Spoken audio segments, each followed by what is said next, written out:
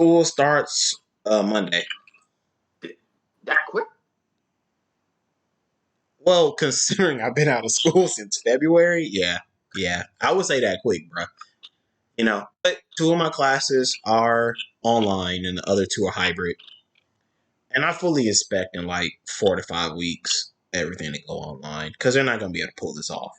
So, yeah. My class started 24th. Because, Derek, Gwinnett County is a little bit different than, DeKalb and Cobb County. Just letting you know that. Or Fulton County. It's either one of those. So, it's a little different,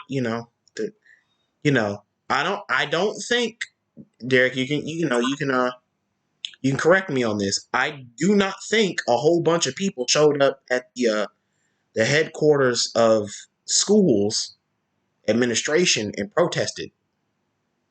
That happened here for 3 straight days. So, people, parents got their way. Yeah. Well, that's a very depressing segue. We are back. It's a new episode. RNVP, Real Nerve Variety Podcast. Episode 16 or 17. It's your boy JT RNVP. He's here. My co-host. Introduce yourself, guys. Derek, you want to go first? Oh, dang. Put me on the spot. All right, I'll try to let you. I guess you're saving the best for last. It's little me, Derek. Crash captions on Twitter. All that good stuff. Just, happy to be done with school. For now, I'm back at it again. But, just pandemic-free, employed, we're healthy. What more could I ask for? It's me, Ghost Patosai. Another Friday. No work. I'm good. Okay, gentlemen. I'm glad we're back. This is 3 weeks in a row. I love it. Where do y'all want to begin? Let's not make this structured. Like, where do y'all want to begin? We can talk about this AMC, Disney Plus, the future of movies bullshit, or we can talk about... really much to talk about on that subject. Yeah, there is. There's a lot to talk about on that subject. I don't really think y'all know, like, the ins and outs of what's really happening. Like, I think all of us have an affinity for movies. So I think this is something we need to talk about. Or we can start with the NBA bubble, how the Lakers are fucking trash.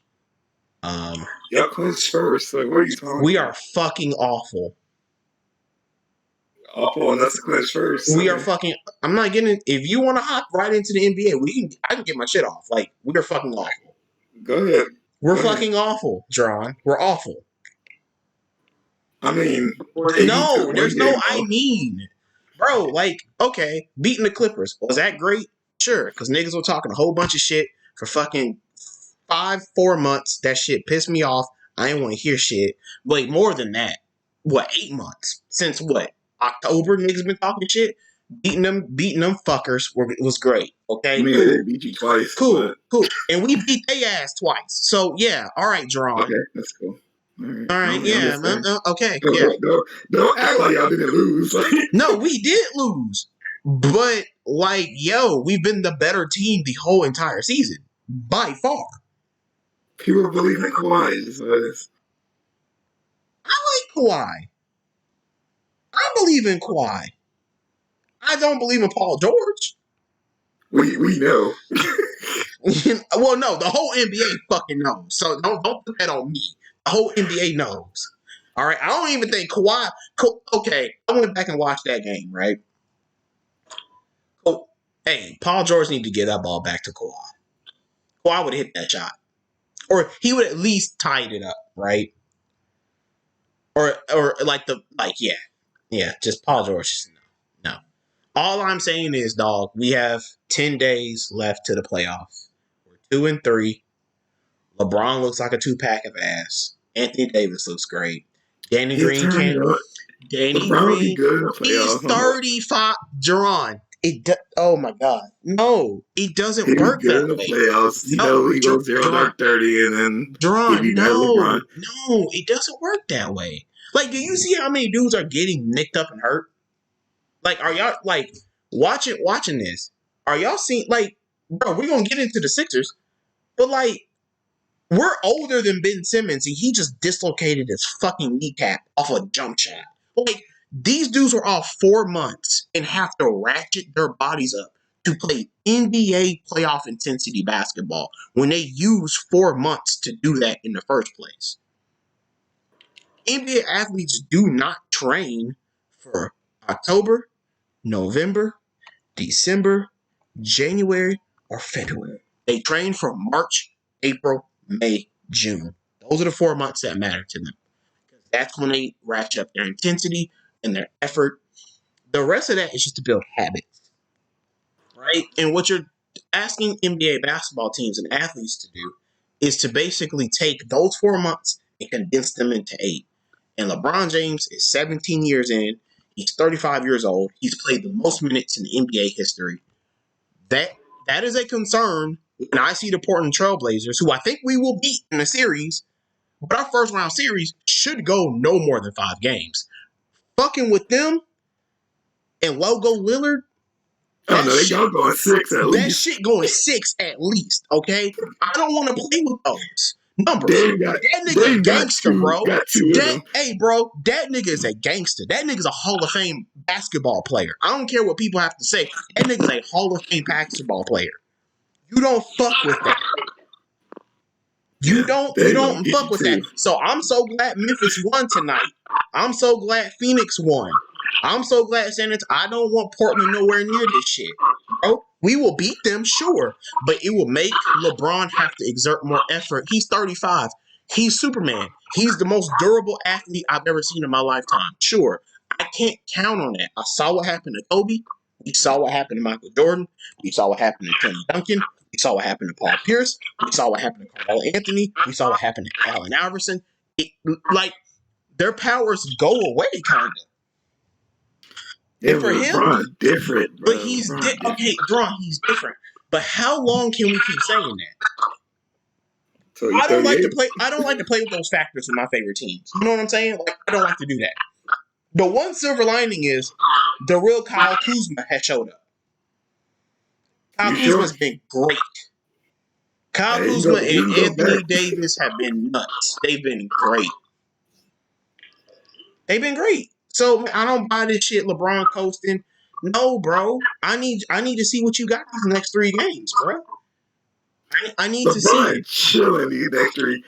Bro, they clinched the first seed. LeBron chilling these next 3 games. No, Jerron, we can't, Jerron, we can't do that though. Okay, he might be, but they are doing it though. So I mean, I don't think we're not. I honestly see that's where I disagree. I don't think we chilling, bro. I think we legit have an offensive problem.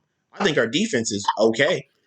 I think our defense is good to really good, like if not great at some possessions. It's our offense, which I never thought would happen because we have 2 great offensive players that can make plays. I think y'all run through the effort of AD, and AD is coasting right now. So AD showing what he want to, and then other games he's like, you know what, we don't need bro. You heard it here first.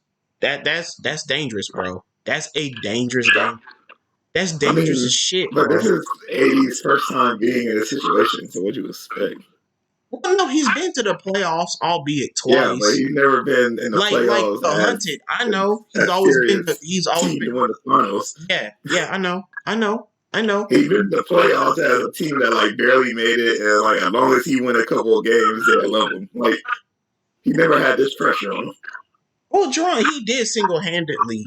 He and Rondo and Drew Holiday went brazy on the Portland Trailblazers, and he was like, as much as Rondo was great, and as much as Drew Holiday played out his mind, the deciding factor of those games were Anthony Davis. They had nothing. Like Nurkic couldn't deal with him. I mean, I didn't say he wasn't a good player. I'm just saying, even in that situation, like, if he would have lost that series, they weren't going to kill him for it. Like, I get it. I get it. And the Pelicans were never a team that people were like, oh, AD can bring to the finals. Like there was never a thought. Now he's in a situation that's like, you better win the finals than the problem. This is first time dealing with that situation. I get it. Derek, you've been quiet. What do you think? I think this is all beyond proportion. To me, the Lakers, their best benefit is that I think LeBron and AD, especially, are some of the most well-prepared athletes going into the bubble because they took the challenge of winning a championship, did no series. I think if you look at a lot of teams and their attitudes, they're just kind of either happy to be playing basketball or they're not really into it. I mean, the one team in the NBA that is really interesting to me right now, the Denver fucking Nuggets, but not even for this season, more for like the future. Because I'm thinking that at some point when all their guys get healthy, they're gonna be like a juggernaut for like 2 or 3 years, and then they'll be able to pay their guys. But otherwise, I'm not too worried about the Lakers. I think poor shooting is something LeBron's dealt with his whole career. I mean, maybe in Miami he had some decent shooters, but otherwise it's really been up and down. Where he's had inconsistent spot up shooters, and it's basically been the same recipe his whole career, except this time he has a bona fide superstar as number 2. So I really can't, I really can't be that worried. I mean, I personally think they're still in the driver's seat to get it done this year. That's just me. But that's why I'm so quiet. It's just like, I'll believe something's wrong when I actually see it in like a 7-game series. Until then, like I've seen LeBron go in with this formula and lose, and I've seen him win before. So I mean, I think he's older, wiser, and he has more talent than he's ever had. So me and Derek on the same page. We ain't worried. I think that Jerron, literally, one of your stars just got hurt. Like what? Like yeah, but he's talking about the Lakers. Jerron, that doesn't. We're talking about Oh the my Lakers God! right now. Take the Lakers out of this. Take the Lakers out of this. Like I know that like skews people's views, but like take the Lakers out of this. They have not played a full game of great execution and effort offense. Yes, that worries me. Yes. This is not. Didn't he play well against the Jazz? Kind of killed them. No, we did not play well against the Jazz. We've beaten the shit out the Jazz in the regular season. Like, what I'm saying is, we see teams being able to fully adjust their effort, their coaching, their expectations, and their execution to the bubble. And the Lakers can't, but we're quote unquote the favorites. Yeah, man, that's not vibing with me at all. I don't like the excuses. Like, we're just coasting. You can't coast in this. I mean, I would say if there was ever a season where you could coast, this would be the season.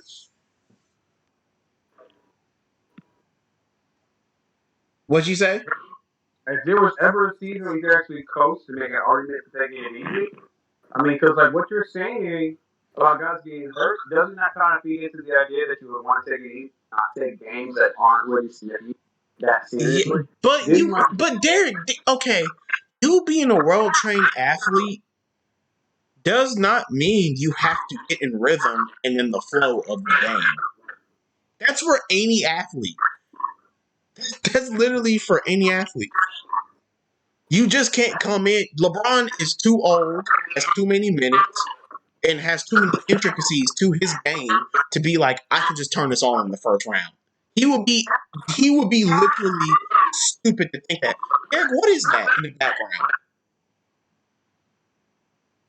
Is it me playing Ghost? No, it's I don't know. You got us on speaker or something. Yeah, bro. What is that? I think it's probably the speaker then. What are you hearing? We're hearing background noise on your part. No, what you're hearing basically we hear ourselves talking in their speaker area. Yeah. Derek, you're gonna have to cut that off, bro.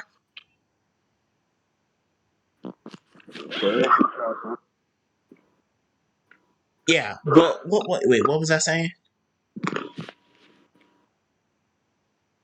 What was I saying? Oh yeah, we suck. Yeah, we suck right now. I don't think we're gonna suck in the first round. But I would like to see us playing optimally. What's the problem? What was the purpose of this? Because they're 2-3. What? You just said to yourself, I don't think we're gonna suck in the first round. Who cares then? Y'all clinch the first seed, and by the first round, y'all get together. Well, we have this conversation. If you are a first seed and you're playing the 8th seed, you dispatch them quickly. I don't want to waste games. I don't want to waste minutes. Trust me, y'all play Memphis. Y'all dispatching them quickly. It's okay. I don't know if we're playing Memphis. We have 3 games left, and I cannot wait to watch the rest of this. This is going to be some of the most exciting basketball, ever, because these 3 teams are within 1.5 games of each other. So it's going to be pretty. It's going to be pretty nice. But I feel like it's gonna be fine. I don't like playing with no rhythm, and we're a rhythm team. I don't like that. That does not sit well with me. Not after 5 games. No. I'm sorry. That's just how I am.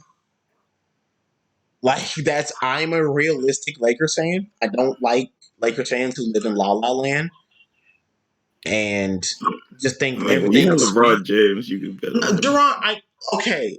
If this was 29, if this was Miami Heat LeBron, I would be like, I would be sleep, NyQuil, out. Wake me up after the first round because I know we're going to beat the shit out of whoever is in the first round. This is a 35-year-old, 17-year 35-year-old LeBron James. That man look like he's 30 out there. Okay, yeah, sure. Kobe, he's fine, bro. Okay, so LeBron's fine, bruh. Rest in peace to Kobe. Rest in peace to Black Mamba. I literally saw him play 48 minutes for 30 straight games just to get the Lakers in a position to try to even make the 8th seed and blow his Achilles out and just end his career. He could have played longer if he didn't blow out his Achilles. I saw that, Jerron. I saw it with my eyes. You can't put all the responsibility on somebody who's played that much minutes, that many years. But he has a co-star. He don't have to work. He doesn't have to put all that pressure on him. Jerron, we go where LeBron goes.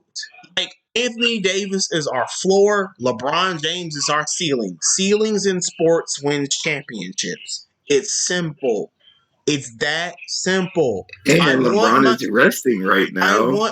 I want my ceiling to be running at optimal strength. LeBron is coasting right now, so he doesn't get injured before the playoffs start. Whatever, man. Once the playoffs start, LeBron James will ramp it up. All right, that's cool. That's all right. Come on now, we see this before. It's not a new thing. You can't take. I'm saying throw out what you've seen. This is a completely new scenario. We've never seen this before. You can't rely on past judgment when these dudes literally just went through an off season. You literally can't do that. It's like starting a new season. Had LeBron ever started a new season slow? Yes! He's notorious. That's what. Oh my god. What is slow for LeBron? 26 points?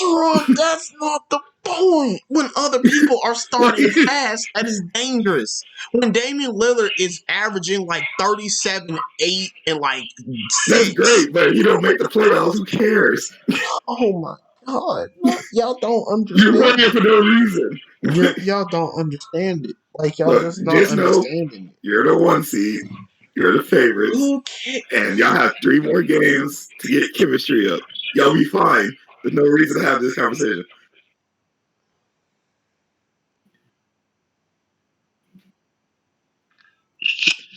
All right, bro. Whatever, man. All right. Cool. All right. If I'm, bro, I'm gonna be so mad if I'm right about this. I'm gonna be just so upset. I'm just. Hey, it's not my team. I really don't care. But Hey, hold on. I want to ask you guys something. And I want this to be a topic real quick. What's the point of seeding in a bubble? What's the point of having there's no home games? There's no home Because court niggas advantage. play from October to February. Yeah, and then come on. You can't just like it's matchups. They gotta take in consideration of the games played. Yeah. That's it. It's for matchups. It's not like for home court advantage because nobody's home. But all right, man. I'm just saying. I've seen this happen. I've seen this happen. I'm not saying we're gonna get upset you're in in a better position than my 76ers right now, so be glad. Jerron, you're literally speaking to my point. But you're speaking to my point. Like Ben Simmons probably went out there and started playing harder than he ever has played in his life out the gate. Couldn't even really just like give me 10 games to just like get my legs under me. He couldn't even have that. He's like, and that's why LeBron's coasting. It can go both ways, Jerron. It can be so this is what I'm basically trying to say. Yeah, okay, he could be coasting and we'd be fine. He could end up like Ben Simmons. So yeah, I have reasons to worry. Any injury that happened at any time. It goes both ways, though. It literally goes. LeBron could be clicking right now and still get injured. Like injuries happen, and you can't determine when they're going to happen. They just happen. But you're wrong. Ben Simmons. In that case, you'll always be worried. Yeah, I've been worried the whole damn year. Yeah. Like that's what I've been trying to tell y'all. Like, this ain't 29, 30-year-old LeBron. This man had never had a major injury before. He's coming off of one. When he had a pulled he literally tore his groin. He tore it. He didn't pull it. He tore it. Yeah, that's super. Has anybody tore their groin and never came back? John, do you realize your groin is what connects your two thighs? That's the question I asked. Yeah, ask the question. No, has anybody tore their groin and never came back? No, I'm about to tell you the importance of it. I'm trying to tell you the importance of it. Your groin connects your abdomen, your gluteus maximus, and your two hamstrings and your quads. That's what your groin muscle does. It's literally how you run. Has he been running with it this season? Jerron, it's still sore. And he's 35 on year 17 with the most minutes in NBA history. I'm always concerned that we got to put all of our eggs in the basket on this guy. Cool. He's like the one dude I would want to have the eggs in the basket. Sure. Absolutely. But I have reasons to be concerned. Look, that's all I'm saying. And you're telling me I don't. I can see if you could tell me, yeah, that's a valid reason, but you shouldn't worry, Jake. That's not what you're telling me. You telling me don't worry at all. And I'm like, how? We've seen evidence of LeBron has looked healthy the whole season, as far as I know. And it doesn't seem like the groin messing with him that much. So, and like I said, tell me the NBA player that's tore a groin and never been the same. You gotta think they have the best medical people around. Especially LeBron James. Injuries don't happen that way. I hate how people just talk about ACL injuries like they're just sweet. We literally saw one of the best athletes. If you did it was an ACL injury. But an injury okay, but this is what you don't understand. An injury to a soft tissue muscle is very serious. That is very. It wasn't. I just said, does he look like he's having issues during this season? No, Jerron, but I still have reasons to be concerned just based off the factors. I think you're just being concerned because you're a Lakers fan. I don't think there's real reason to be concerned. Jerron, without LeBron James, we're literally a glorified 7th seed. Maybe. Okay, I'm not going to disrespect us like that. We're fighting for the 5-6 seed, right? Okay. We're fighting for the 5-6 seed. So, right? That's not Okay. good enough to win the damn championship. Yeah, but okay. My issue is you're worried about LeBron getting injured. I'm worried And about he's all of probably, us getting injured. look, This is a very LeBron, nervous 8 games. I don't look, like this shit. LeBron is I would just rather coasting, us go so into he the doesn't fucking get injured. playoffs. I don't see the point. I don't see what's the problem. John, I If he swear, coasts and he does push see, himself, this he more likely won't get injured. this is where niggas can't take their fan shit off. I swear, if he was a 76er, you will understand exactly what the fuck I'm saying. Like I would be concerned. I'm not saying Deron wrap the nigga up in bubble wrap. I'm not saying that. But he's 35, and it does take longer for older players to get into the grind because they have minutes on their body. On top of he's coming off the worst injury he's ever had. It's like literally the same thing Kobe went through. Kobe broke his foot and literally went through what? 8 years of just durability? And then he tears his knee up, he tears his rotator cuff up, and then he fucking blows out his Achilles. Like that happens. And I don't want to compare the two, but damn, I would like to be concerned. I would like to reserve the right to be concerned a little bit. Oh, you can be concerned. I'm just telling you, you're being concerned for no reason. That's all I'm asking for. That's all I'm asking for. You can be concerned, but I'm telling you, you putting that shit to yourself for no reason. Like, it sucks that a young man like Ben Simmons dislocated his goddamn kneecap because we playing these greedy-ass 8 games instead of probably, honestly, if y'all were really like, Deron, this is the sad part, bro. If the NBA was really about they shit,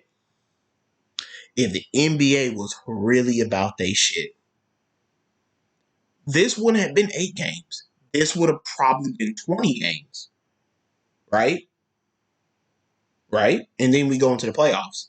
And then we start the season in like January or some shit. And we have a very condensed season. And we do the same bubble shit because COVID ain't going anywhere. And in 2021, October is when we have our fully real, normal season, right? Like, I think 8 games. One, you can't really put that on. You can't put that on the NBA because one, we don't know what deal they made with Disney for this placement. I'm not trying to blame nobody. All I'm saying, I'm just giving you scenarios. I mean, you literally just said the NBA really on this shit, but I'm just saying, like, we don't know what they did with Disney. It's true. People put that out there and they didn't want to because they wanted to get to the money quick. I understand that. That's cool. I'm not blaming them for that because it seems like everybody. Look, the NBA is doing the best job of damn near any corporation in America right now for its employees. Now, the WNBA, no, we talked about that last week. Fuck no. But the NBA, I mean, they got 0 COVID cases too, so they're doing something right. But it's still not the same quality, Deron. So it's not. I'm not saying it's the same quality. I'm just saying they're doing something right because nobody catching COVID over here either. I understand. But bro, let me be concerned. That bummed me out when Ben Simmons, because like me, I was like, Philadelphia gonna make a run. I told you this last week. I'm mad at niggas wrong over some fucking injury. That don't make me feel good. I mean, it doesn't. Bullshit, but I mean, bro. Injuries happen. Like when I saw it, I was like, well, I mean, that sucks. But I mean, injuries happen. Then what happens? They happen. So okay, I guess what I'm trying to say is, longer play times reduces the factor, in my opinion, to injury. Why? It gives athletes time to ratchet up their intensity. Right? Ben was shooting more threes than he's ever had in his entire existence in the NBA. Right? Along with the intensity and along with the workload he has to do. Man, I just feel, because I love Ben Simmons. I'm on the conspiracy theory he's gonna be a Laker in like 3 years. So, I love Ben Simmons. I just wanted to let you know that. This nigga like, fuck this nigga. Yeah, I really don't care about you and your Laker conspiracies. But yeah. I'm just that's what. No, but seriously, John, I really love Ben Simmons' game. Like, he starts shooting, he's an enigma. Like, there's nothing you can do, and it's tough to see like people like Jonathan Isaacs. I don't give a fuck what he did off the court, guys. He doesn't deserve to get his meniscus torn and his ACL torn. Like, y'all are trash as fuck for praising that man being hurt. That's trash. I'm not here for Ben Simmons getting hurt. It just sucks. I wanted everybody to make it through. You know what I'm saying? Fully healthy. And I fear that for my Lakers because we're playing with an older squad. We really are. We're not, you know, it really sucks that this pandemic happened, minus basketball. But let me center it on basketball right now. Like, we beat the Bucks and the Clippers back to back. We lose to the Nets off of like Anthony Davis fucking 3-pointer rimming in and out, and then the season stops. We had just added Markieff Morris, and we just added Deion Waiters, and we still had Avery Bradley, and we still had a healthy Rajon Rondo, and everybody was in shape, and everybody was playing good basketball, and we had 25 games to figure shit out. And now we're 2-3. I'm glad we beat the fuck ass Clippers. And now we got all of these factors that y'all beat the Rockets. Nah, we didn't because LeBron James Harden torched y'all. Yeah, that nigga. I didn't watch the game. That nigga tormented us, bro. Oh yeah. That nigga is. Hey, look, man. Look, Dron. I came in there like, nah, bro. Like that nigga said. LeBron who? That nigga said LeBron is on the bench, nigga. Fuck that. Hey, how much I won? 37-12, 45-8, 50 or like that nigga just looked at our guards like barbecue chicken. Like this shit was, man. Like drawn. Like seriously, bro. At halftime, we were minus 39 points at the 3-point line. Oof. We were over. We were over 6, and they were 13 for 39. Jerron, they shot 39 threes in the first half. And I think half of them were like uncontested. Then that man got 39 and 12 on y'all with 8 rebounds. That man James Harden went off. Yeah, he went off. Like Alex Caruso didn't play that game, and LeBron didn't play that game. But I didn't give a fuck because like we're good enough to keep that game close. Did Westbrook not play? Yeah, Westbrook didn't play. So like it's a wash. Like that game's a wash. Like that's not the reason why I say we suck. We suck because the offense has been bad for 5 straight games, and at some point in time, our offense got to break out. So it was never about our defense. That's like the worst defensive performance we put up in this bubble. That would be fine. If you work on your defense, Avery Bradley, it's definitely taking his dip. Yeah, it's not okay. Statistically, yes. If you go look at the film, yeah. So reverse that. Yeah, reverse that. So statistically, no, we haven't taken a dip. Film-wise, yes, because he is our biggest pest on ball defender. And then when you add him with with Alex Caruso and Danny Green, that's 3 decent guards that, as a collective, are great. You know what I'm saying? And then you take him away, and you take away his 11, 12 points, and he was one of our best mid-range shooters. It hurts. It hurts. But I understand why he left. I think he just had a kid, so it makes sense. All I'm saying is I'm just worried. I'm not worried. I'm concerned. I'm mildly concerned because I would like to see the 35-year-old get some rhythm, and I like to see our defense and some niggas on the team kind of wake up. Like, bro, it's game time. We have potentially, after these next 3 games, we got a 28 game sprint. Potentially. 7 first round, 7 semifinal, 7 conference finals, 7 finals. We got a 28 game potential sprint. And if niggas don't get their shit together, we not going to get to the destination we want. And I want to get there because we have a team for the first time, John, since 2011 that was a contender. So yes, excuse me for being concerned. Just a little bit concerned. That's all I'm saying. We a little bit trash right now. We ain't like a raging dumpster fire like the Pelicans. We ain't that right now. Them niggas couldn't stop nobody. Okay, I'm not worried like them, right? But we kind of like we kind of like a firecracker in a dumpster that's gonna go. The firecracker gonna go. We kind of like that right now on offense, not defense. The defense shit can be okay, but on offense, we a little boo boo, and that surprises me when we've been a top 3 offense the whole year. That's it. That's it. We can hop off basketball. That's it. That's all I'm saying. I know you don't really want to talk about the Ben Simmons shit. I get it. This man talking about the Lakers for 20 minutes and like, okay, done with basketball, like no other team played. All right. I'm just saying. Okay, no, you're right. I'm just saying. No, Like, we can leave basketball. No. We really can't because we need to talk about this nigga Damian Lillard though. I mean, Dame Dollar, what you expect? Logo Lillard. That nigga's incredible, dog. Hey, he don't play. That man plays basketball. He hurts feelings, and then he goes home. And then raps on niggas. Like, that's crazy. Yeah, That's crazy. Hey, man, Dame might be one of my favorite personalities in the history of basketball. Like, of my lifetime. Like, this nigga's incredible. He said you can get to work on the court or in the studio. Yeah, exactly. That's great. Bro. Hey, Oakland, bro. Yo, I want to make fun of this drawing, but notice how, like, what's the nigga's name? Melvin Bagley? Is it Bagley?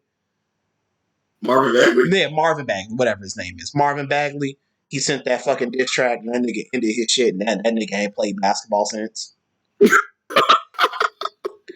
Like, I like, yeah, bro. Yeah, he injured, but I just, like, I'm pretty sure, Jerron, he thinks about, damn, I shouldn't have sent that. That should be on the hard drive right now. I shouldn't have done that. Like, you know what I'm saying? Like, it is what it is. But yeah, man, don't want to mess with their guards, bro.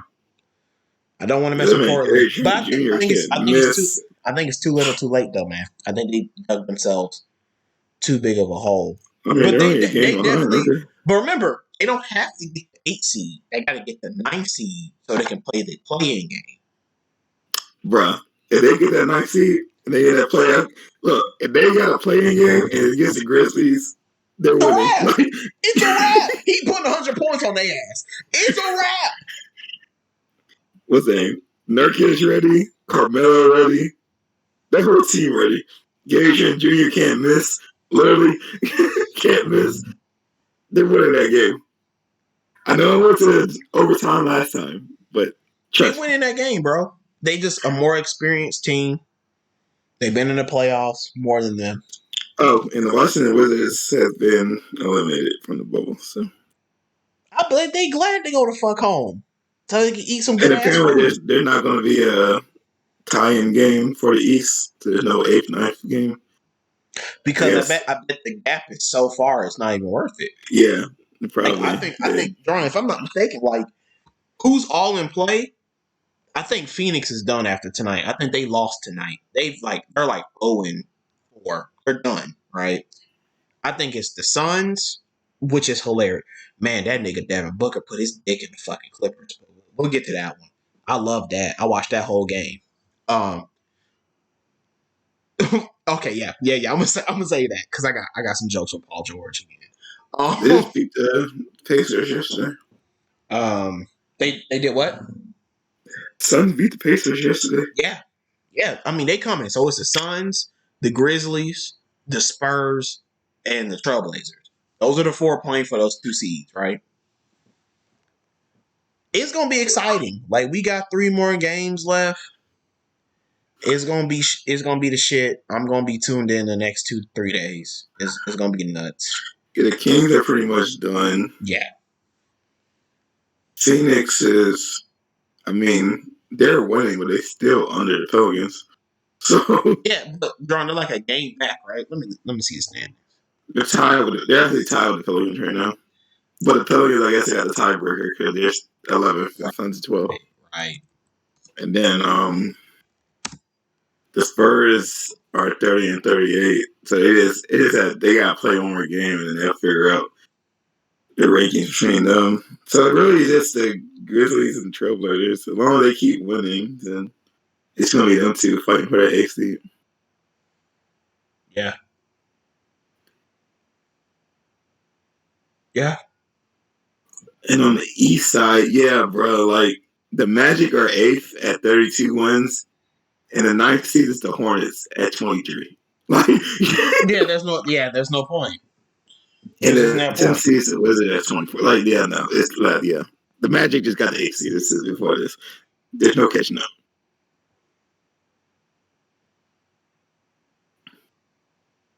Ooh, we're sitting at the 6th seed. We're going to the Celtics first. There's no point. But, Jerron, I really came on here to tell you that I got the hookup so you can watch these games live if you want to this weekend. Oh, nice. I'm going to slide it to you. I'm going to slide it to you after this podcast. So. Because your boy ain't been able to watch no games. I know, but I know you watch like analyst shit and like highlights, so you be up to date. So. Oh, yeah. Yeah. I watch all the highlights. Yeah. Anybody else? Do you really want to get into your Sixers, bro? Are you hurt, dog? Because I would be, because y'all like one of the kryptonites of the Bucks. You know.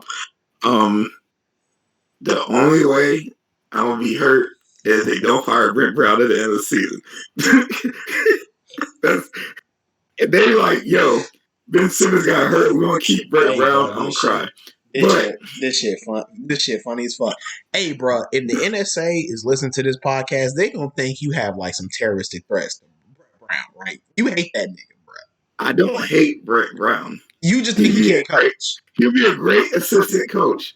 He's just not a championship coach. I like him. I think he's cool. You know what I mean? I like him on this. You know what I mean? I really think he brings the worst out of the team, and I think he just, that's what they need. You a hating ass fucking Celtics. Hating ass Celtics. You a hating ass Celtics fan. And the nigga muted the shit. I hate you, bro. Yeah. So yeah. Bruh. Nah. Like, so, I agree. Hey, look, I agree with you. I don't think he's the key. But John, who you gonna go get? I have no idea. There's somebody better than Brown. But who you gonna go get though, bro? I don't know. I have no idea. I have no idea. Like you got so I've been there too, bro. Like I'm not like every fan has been there where they're like, fire the fucking coach, right? I'm done with this nigga. This nigga's a dumb fuck. I've done that to fucking Frank Vogel this year, right? He's done like a pretty good job, right? Uh-huh. But if you look at the market, right, and there's nobody out there that's gonna take that nigga's job, you might have to bite the bullet because you don't want to downgrade, right? You don't want to do that. Is Brett Brown better than David Fizdale? Yes. Is he? He is. How? I think David Fizdale has not been given. So I think David Fizdale has not been given a fair shake everywhere he's been. Right. I mean, he was decent in the Grizzlies. But that dude is one of the architects for that Miami Heat run. Okay. That dude can coach. I feel like David Fizdale did a decent job in the Grizzlies. Yes, he did do a decent job. No, they were improving and they fired him. Yes, I know. Yeah. I know. They went to New York, they're the dumpster fire. He couldn't do nothing with them. Yeah. I feel like he came to Philly, he could do something with his team. And he could be better than Brett Brown. Yeah. Yeah, unlike Brett Brown, David Fizdale is going to go to Jerome B. It's like, look, bro, I know you can shoot threes, but don't go to the 3-point line. Yeah, like he gives an okay. I think he's a little bit more relatable, right? He's a little bit more relatable. I think he can relate to the guys because he's been in those situations. Like when you coach under somebody like Popovich, right? That's what makes Mike Budenholzer so like impressive. Like, but Brett Brown was coach under so that's what I'm saying. Like Budenholzer has basically established his own identity as being his own man and his own coach, right? So nobody really even talks about Popovich when it comes to Budenholzer.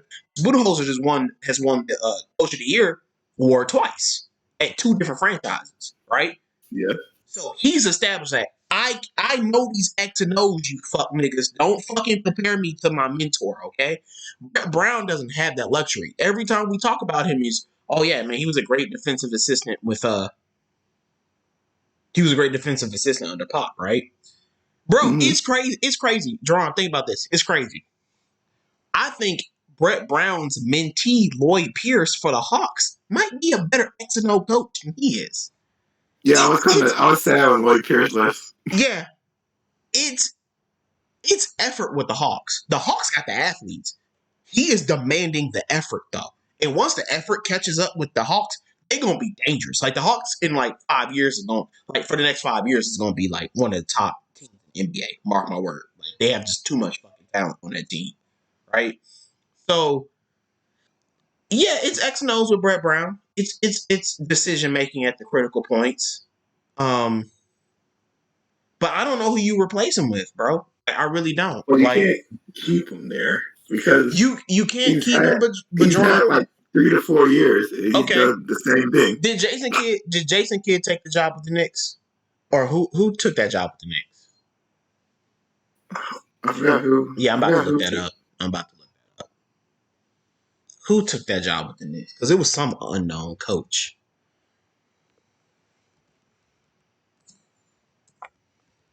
Or did they even replace the coach? You know what I'm saying? Is that still a vacancy? You know?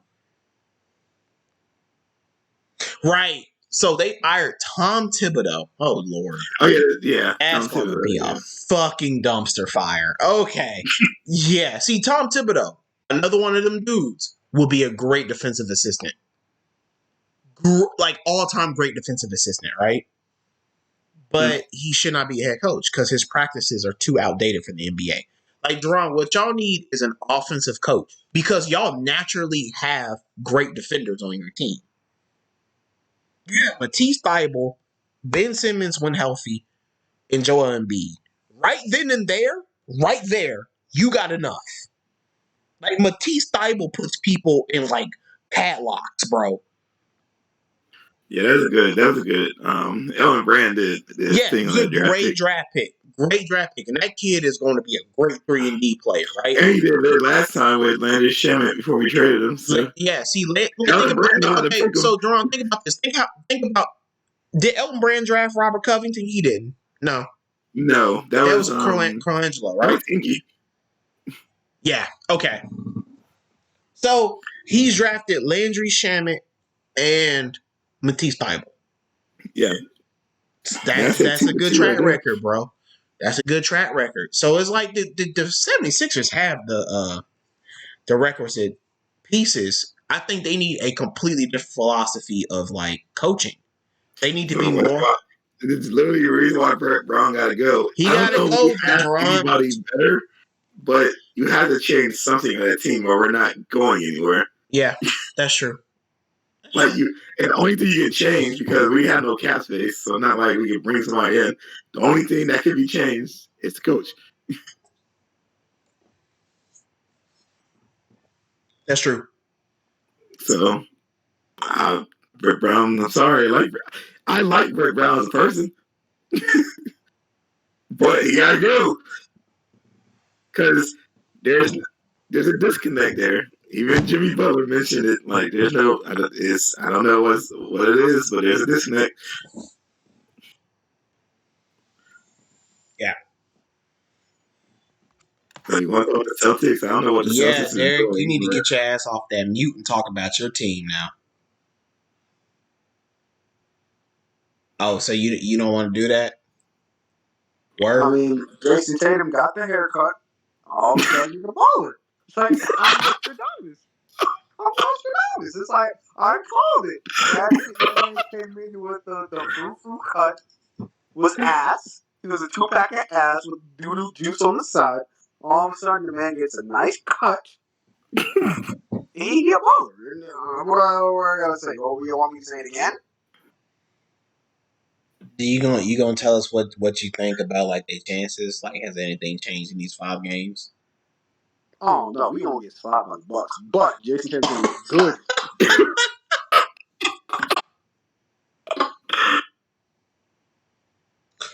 All right, that was your Celtics analysis from Derek.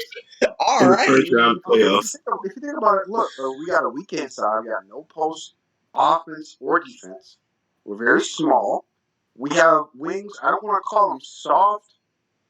Yeah, your wings are not fucking soft. Now hold on. No, I'm not saying they're soft, but they're not physical enough defenders and like attacking the rim to really kind of beat up the bigger or get those guys into foul trouble. We're more of an outside team. Like, don't get me wrong, Jaylen Brown will dunk the ball, but he's not really a penetrator. You know what I mean? We're not very strong the way penetrators are in Kemba. So I really have some fears that if our shots don't fall, we won't have the resources to necessarily go in and score and get easy buckets. And that's what you need to win a championship. The Bucks are the opposite of that. They boast length. They're the epitome of length, athleticism, and strength. And now they have shooting.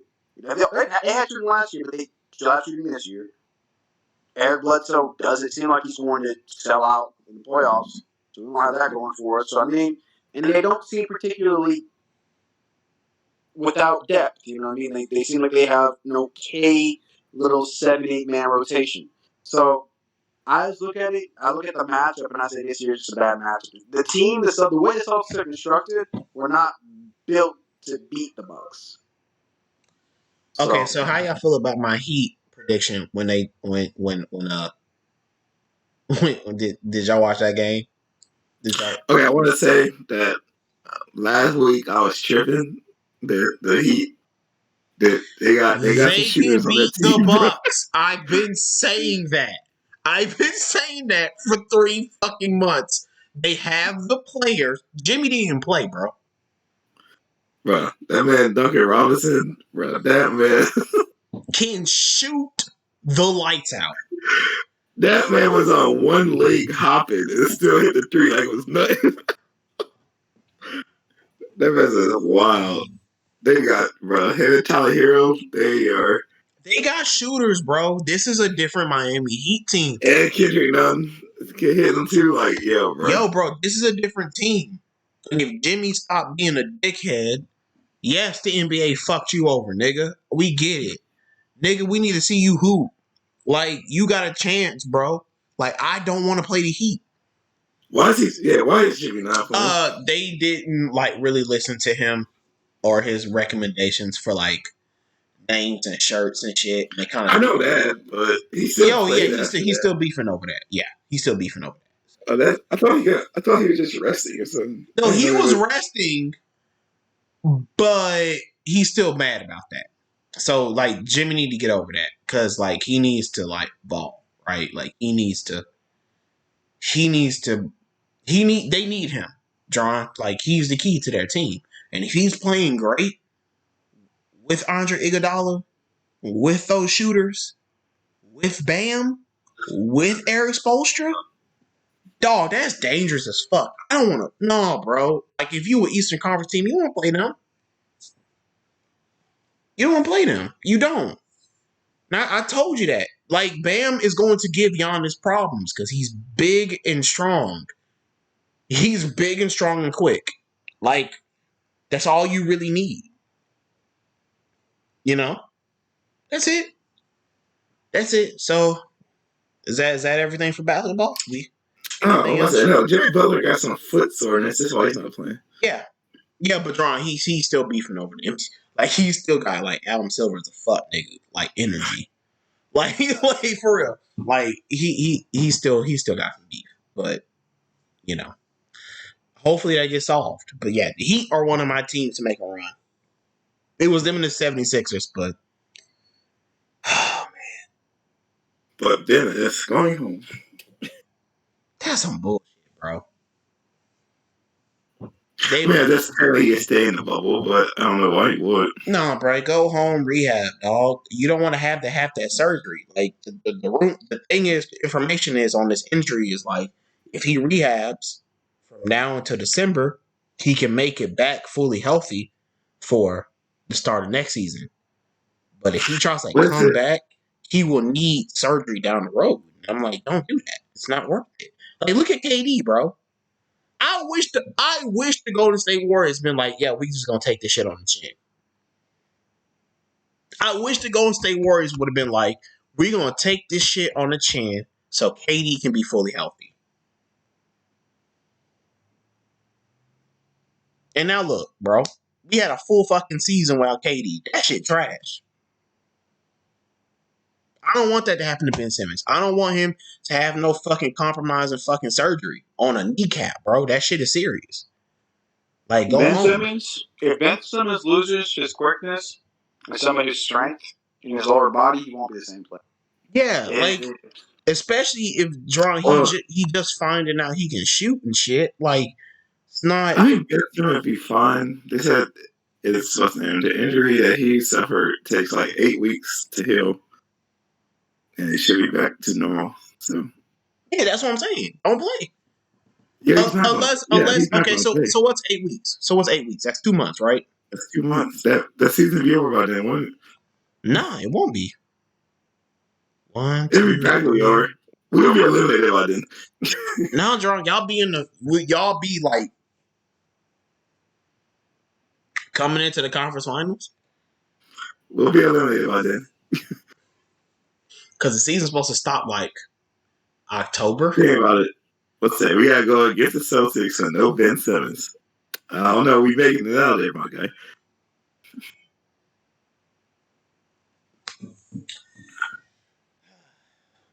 Yeah, if we play the Sixers without Ben Simmons, the Celtics should do nothing. And hero. That's the dots. That's what I'm saying.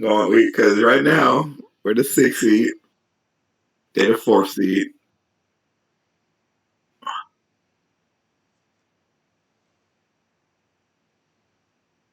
So, what you're telling me is all 3 of our teams suck. Lakers don't suck, but okay. No, but what you're telling me is all 3 of our teams have problems right now. Yeah, that's. Well, I mean, my team got a. That's all I'm saying. All 3 got problems. Jerron, that was literally what I was trying to say. All 3 of our teams have problems. That's it. That's all Jake was saying. I have the major problem. Y'all have minor problems. We don't have a minor problem. It's a minor problem. Okay, look. All your people are healthy. Okay, so it's not. I can't do nothing about Ben Simmons. Jake. No. Ben Simmons is gone. That's a DEFCON 1 major problem, right? I get it. Yeah. You got the most problems, right? Derek team got the least problems because his team fucking healthy. They just don't have the pieces. They can go on a run. Sure. Cool. But the Lakers are in the middle of that shit. We got a problem. We got at least a problem. You can't say we don't. It's not major. We got a problem, though. You have a minor problem. No, the fuck we don't. Yo, when your offense is the last in the bubble, there are teams that are playing for nothing that have better offensive execution than we do. That's a problem. LeBron James will fix it. Okay. Oh my god. Okay, we're off this. We're just off of it. Okay. All right, guys. Where y'all want to go next? Do y'all want to go with this AMC Disney Plus movie shit? You know, do you want to go to Apple being bitches and not letting xCloud onto Apple devices? Where y'all want to go? Let's go with Apple first. All right. So Xbox comes out like a week or 2 ago, and they're like, "Hey, no, it's fitting. It's fitting. He coming home. I love it." So Apple comes out and basically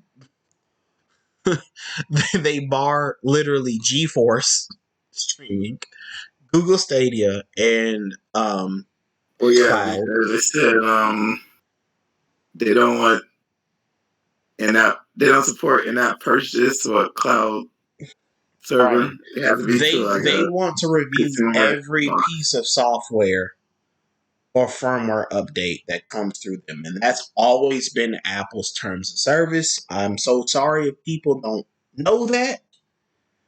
It's still bullshit because the real reason why Apple's not doing this is Apple Arcade exists. Exactly. They want to push their own gaming service, albeit it is not a streaming service, but it is a gaming service. Yep.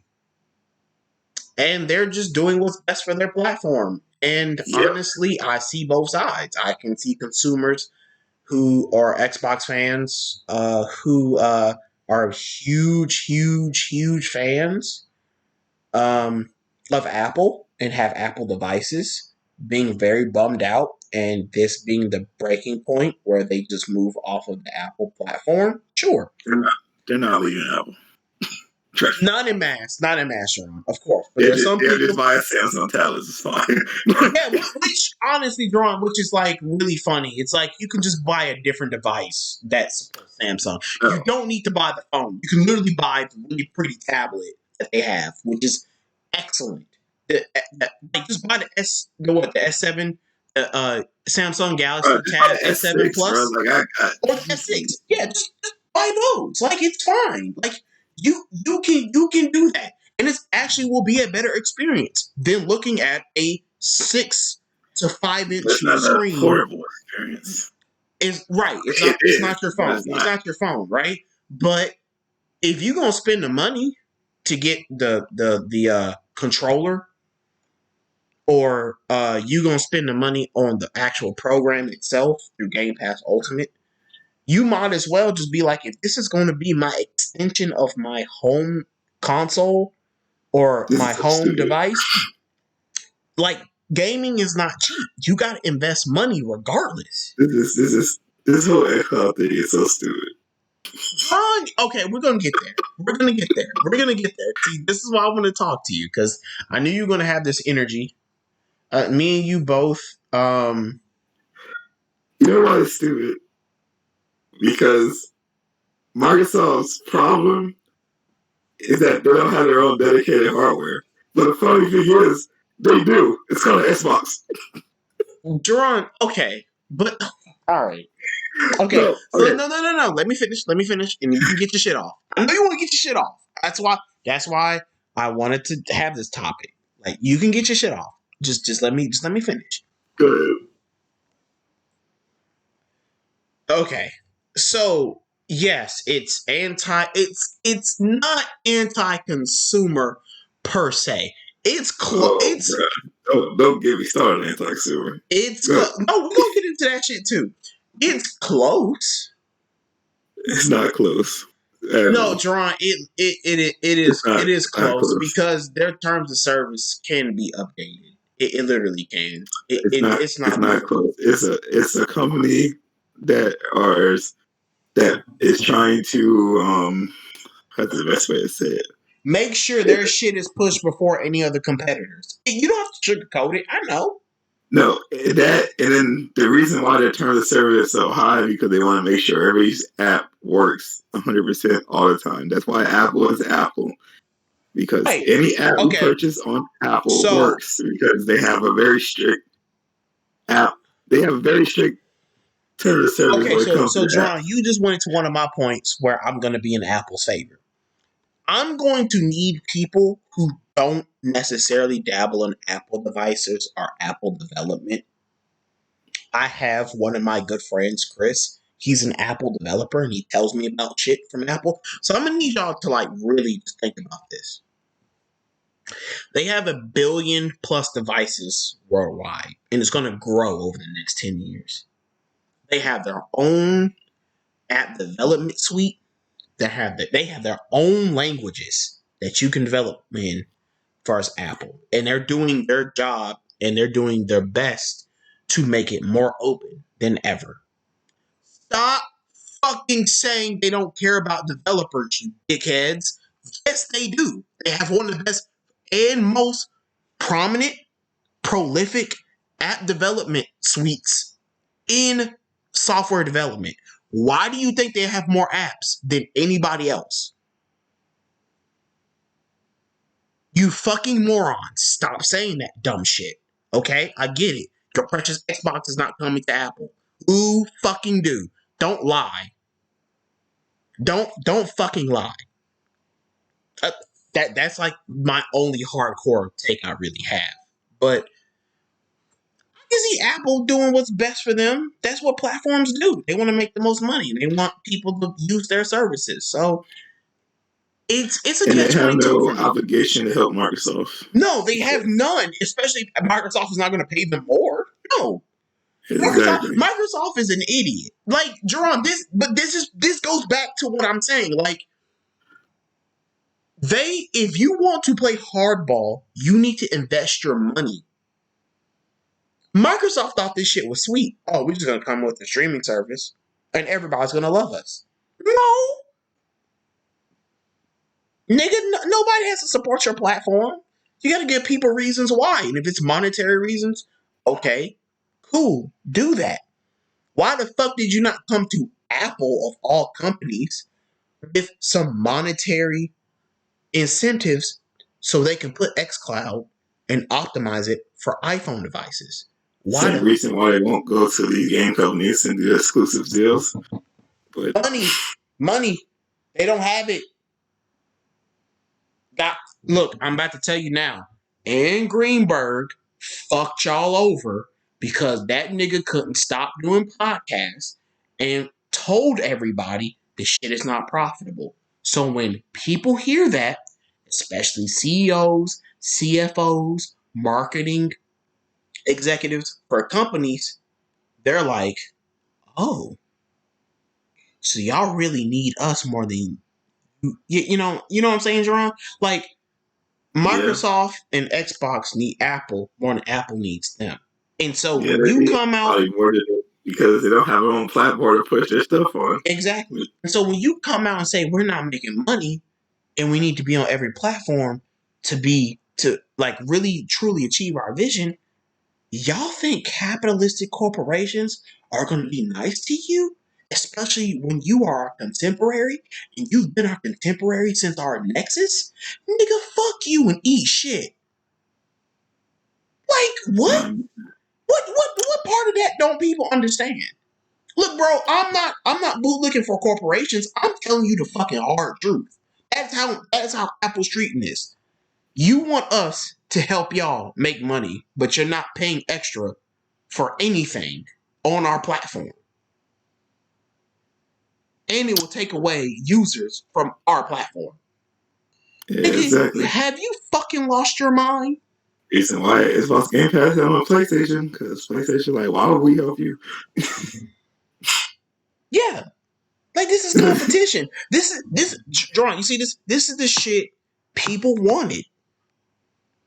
I just want competition because Sony will get lazy.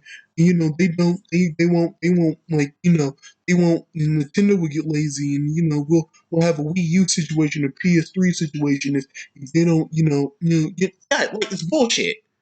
No, fucking bullshit, dude. That's not. Sony got cocky. That's their problem. Well, They're yeah, literally about to competition. like John. They're literally about to come out with a documentary to say, "Hey guys, back in the PS3 days, we were doing a lot of cocaine. You know what I'm saying? We were snorting cocaine. We were doing a lot of alcohol. You know what the fuck we were doing? We got cocky. We took our eye off the prize. But now we are dedicated to you. It's simple. It is a simple thing. And I don't understand why people don't understand why Apple did that shit. And Dawn, you can call it anti-consumer all you want. Guess what? Dawn, it's not moving the needle. It's not moving the needle. Nobody gives a fuck. Because you know why? Your brand's not big enough. It doesn't have enough cachet. It doesn't have enough expectations and standards. It's not premium enough for people to give a damn. So of course, there are going to be some really, really, really, really, guys who have disposable income who love Xbox and we're going to change to Android. Okay, cool. I actually welcome it. I like Android's ecosystem more than I like Apple's ecosystem. I think that's a win for you, bro. You're gonna come to this ecosystem and be like, what the fuck was I thinking being on Apple for all these years? Yeah, I understand. But dog, I do not think game streaming should be the thing that broke the camel's back. No. Nigga, you couldn't even download shit off the internet. That should have been some shit that fucking broke the camel's back a long time ago. I hate when niggas tell me, hey man, I paid like $1,200 for this Apple device and I feel rich, nigga. But you know what? I'm gonna have to go to a sketchy ass nigga and pay him $150 to jailbreak my $1,200 phone. Nigga, what? So what you're telling me is you paid $100 to $200 extra dollars to basically get the functionality of my phone. But I'm the dumb fuck. Jerron, you see what I'm saying? You see how I can be on both sides of this shit, so I really don't have an opinion. I think everybody's fucking stupid in this situation. I'm gonna let you get your shit off. Go ahead, bro. I mean, I don't have no about the Apple stuff. I have no input put in there. I mean, Apple's like, look, you want to do it this way, or we're not doing it, and that's Microsoft. That's what you get for not having your own cell phone service to push it. You know, and you still have Windows phones. You just put them on there, but those didn't sell well, so. Now you gotta go to Android and iOS, and then Apple said nope. Like, I don't understand how this is so difficult. I really don't. Like, it's just corporations. But can we get to the anti-consumer topic? Oh no, okay, yeah, go ahead. Go ahead, get the shit off. Go ahead.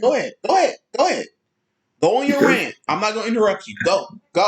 It's not a rant. I don't want to bring up the whole PlayStation thing now. What I want to bring up with the anti-consumer topic is Xbox, because these dudes came up to y'all and said, hey, we're going to take away your $60 a year option. Thus, we automatically made Xbox Live Gold $40 to $60 more and gave y'all no extra features. But y'all not talking about that being anti-consumer. Why is that, Jake? Please explain it to me. Please. I want to know. Okay. So what you just told me was Xbox. Okay, so let's break this down for people who don't really understand, bro. So, Xbox Live Gold. Yes. Is the subscription to get online services for Xbox. Yes. And what they've done is taken away, is it the monthly subscription, right? They took away the yearly subscription. The yearly subscription and the monthly subscription, right? No. They still got that. No, they still have that. Yeah, they still got it. They just took away the yearly subscription. They took away the yearly subscription, which was $60. And they're now have towards the monthly or the 3 months, right? Yes. The 3 months is $25, which is very expensive. The monthly is $10 a month. Yes. Which, so it's 40 to $60 more. You take it in 12-month increments. If you pay $10 a month for 12 months, that's $120 or $60 more than the yearly subscription. Or you do the 3 months. Yes. That's 25 times 4. Yes. Which is $100, which is $40 more than the yearly subscription. Yes. So Xbox came out. Yes. And said, hey, we essentially are bumping up Xbox Live Gold to either $100 or $120 a year. Yeah. Okay. Nobody said anything. No. Okay, so you were asking me this question, so I'm going to go on a rant because I didn't think I had this rant in me, but this is like the Dwayne Wade, LeBron, Bucks photo. Like, you ooped this, and now I'm about to, because now I'm about to go off drawing. What's up? Before you go, what Xbox essentially did. No, go off. Go. Explain it. forced y'all into buying Game Pass Ultimate. Now you're asking me how? Because before you could pay a year subscription to Xbox Live Gold, which is $60, and then I think is it Game Pass was regular Game Pass is $10 a month, which is $120, which equals $180 put together, right? Right.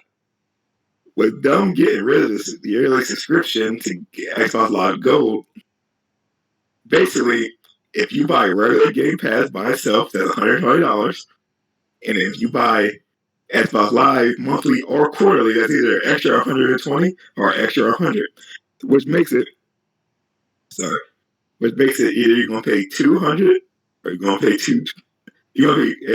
my bad.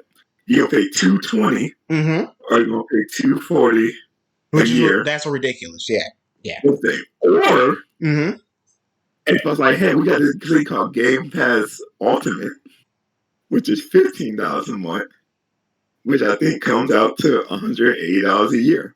So basically, they're making it so that it will be stupid for you not to get Game Pass Ultimate. Right. Which drives up the subscriptions. Boosts their numbers and subscriptions. So essentially, they took away your cheaper option to force you to buy something that boosts their numbers and make them look good, which is the definition. And ultimately, the more expensive option from the yearly option that they had.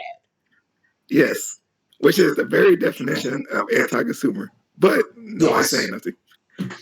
Nobody. Okay, so that's like honestly, this is like that Dwayne Wade LeBron.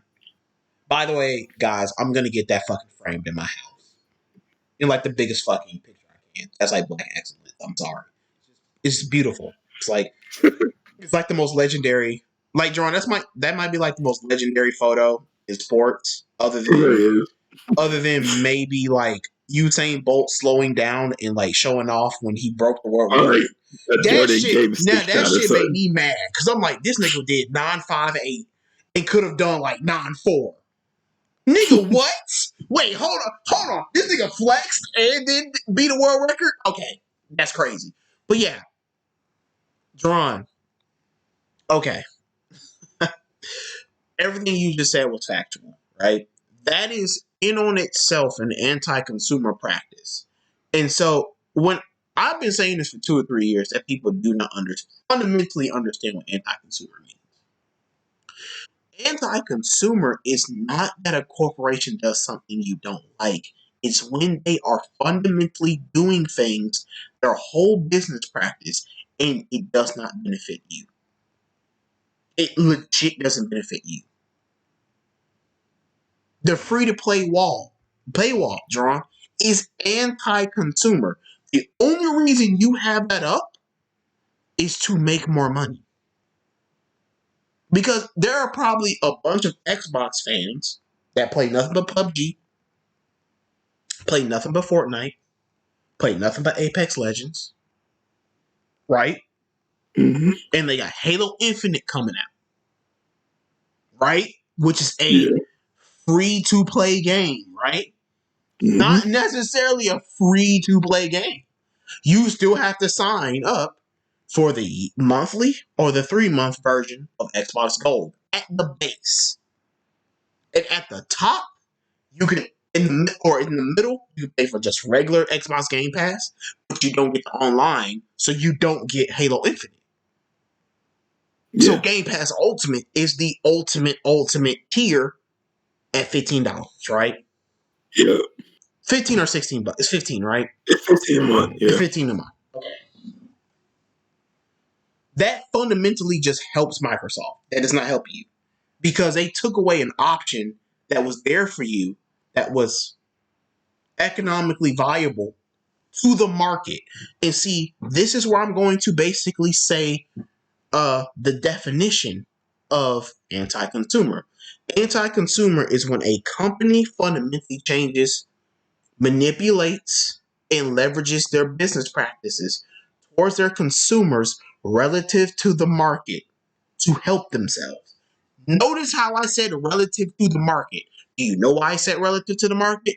Corporations don't move in vacuums. They look at what the competition is doing and then they move either in a negative way, a positive way, or a net gain way. You know this. That's a business fact, right? Yep. Exactly. Yes. That's a business fact. That's a business fact. What Xbox just did is some negative bullshit. Because if they really were the pro-consumer, they would get rid of that 3-month subscription. Who needs that? Who needs that? They would get, you know what I'm saying, Jerome? You would literally lower Game Pass to like $12 a month. You would get rid Game Pass Ultimate to $12 a month. You would get rid of Game Pass. You would merge Game Pass and Game Pass for PC together. And if you wanted to go back and forth from your Xbox to your PC, you can. I mean, you can for $15 a month. For $15 a month. But it would be lower. That's just my head. I can be completely wrong with that. That's just my opinion, right? But your fundamental foundational point was like on point. Like it is super anti-consumer, right? Yeah, buying exclusive deals for your console is not anti-consumer. You just don't like it. Exactly. What Xbox literally just did is the Well, definition no. of anti-consumer. Well, Jerron, you know, most of the dudes who complain say, I'm going to buy a PlayStation 5 and get mad when PlayStation does it, right? Mm-hmm. Right? Like, if you're going to buy the console that you say you're going to buy, why the fuck are you getting mad? You own the fucking console. You literally can play the content. Why are you Okay, angry? I had a conversation on Twitter, and it was like exclusive are literally anti-consumer. They're not. They're actually pro-consumer. They're for pro-consumer because the company is literally giving the people that bought their product. Jerron, you know that's PJ, right? You know, Okay. I just didn't want to put his name out there. I didn't know he was going to be on the PJ's family. PJ's family. And anyone who fuck niggas attack PJ, I will end you. Oh, yeah, we coming at you. We coming at you. That's PJ, bro. Like, that's a good dude. We not gonna, no. And I see what PJ was talking about, but he Jerron, some dudes, not anti-consumer. But it's not. It really isn't. Like locking up exclusive content to your platform benefits you if you love the platform. Like we've all been playing PlayStation, Xbox, and Nintendo. They're literally competing for our attention. PJ's point is he has a point because his point because PJ's smart and PJ. Okay, wait, Daron. For consumers. Okay, yeah, but it's not anti-consumer. That's what I'm trying to get him to understand. The definition of anti-consumer is not what you're talking about. You're just talking about it's so something for Xbox players not having Spider-Man. Right. Yeah, that's cool. But okay. Go ahead. No. Go ahead and finish. Because there's a caveat. Okay, let me say this right quick. There's a caveat. There are a lot of dudes, John, who are acting on good faith who really don't know what anti-consumer means. That's why I say just stop saying that word until you really fundamentally understand what that means, right? Because then dudes be like, oh shit, you have a point. I do have a PlayStation. Yeah, that helps me because if I want to play the game and I want to play the exclusive content, like I can play it. You know, like you can just go do it. Right? So PJ was acting on good faith. PJ wasn't one of these fucking smooth brain idiots. I didn't think exactly. Like he wasn't one of those dudes that was like, no, I hate Sony and I can't stand it. No, he wasn't that. Like, no. No, he even said like, I'm not mad at it or anything. He was saying that he believes in anti-consumer. What I was trying to get him to realize is that it's not anti-consumer. You just don't like it. You just don't like it, or you think it sucks for gamers, that's fine. You can have that opinion. That's true. I'm not. Hey, look, bro. I'm not saying like because like when I talk about like consumers and gamers, I try to take everybody in consideration because it's a huge camp of people, right? There are like legit people who can only afford one console for a whole generation. Shout out to those people, bro. Like shout out to them. Like 100%. That is fine. That you can only pick one console and you pick whatever console you want. But then you gotta explain to them it's like, bro, Spider-Man won't be like Spider-Man will probably be exclusive for like a year or two, bro. bro. Like, Okay, what people don't understand like is that Sony has a deal with Marvel for Spider-Man. We can take it all the way back. There's a reason. No, there's a reason why Activision made Spider-Man games. It's because Activision had a deal with Marvel for the character Spider-Man and to make games. And then what happened? Either A, that deal ran out, or B, Marvel took that deal back. I don't know which one. But they renegotiated with Sony, probably because they wanted to get the movie rights for Spider-Man for their movies. And Marvel was going to go bankrupt, and Sony was the only person. People don't even understand that. People thought Jerome. People don't understand Marvel's business interactions from like 2000 to 2008. They were literally broke. I'm not even talking about them because during that period of time, Activision had Spider-Man game rights. Right. But they were making money. That was the only cash inflow they had. The comic book industry didn't crash, but it went through a recession, a big one. Yeah, but later in 2016, 2015 range, after Amazing Spider-Man 2, the video game, Marvel took the video game rights for Spider-Man back from Activision for, I don't know which reason, either the deal ran out or they took it back. I don't know which one because I haven't researched it. But then they put it out there and they gave it to Sony. And like I said, I don't have facts on this, but I'm pretty sure they gave it to Sony because they're like, look, Sony, we'll give you the Spider-Man game rights. Let us use Spider-Man in our movies because it makes a lot of money for both of us. And it's probably why they had that issue they had last year where we thought Spider-Man weren't going to be in the movies. I'm pretty sure somewhere they gave Sony the rights to Spider-Man in video games and said, you do whatever you want with it. So the reason why Spider-Man being exclusive PS4 is not anti-consumer is because Spider-Man was never coming to y'all in the first place. It'd be different if y'all were getting Spider-Man and then Sony took it away from you. That would be anti-consumer. But it's not, because no matter what happened, people on PC and Xbox weren't getting Spider-Man.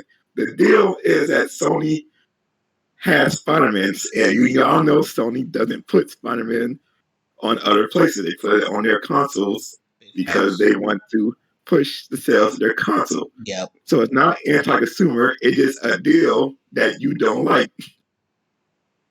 Yeah. That's the difference. There's a massive difference. Forget Spider-Man. Yeah. Not being able to use a PS4 controller or PS5 games is also not anti-consumer.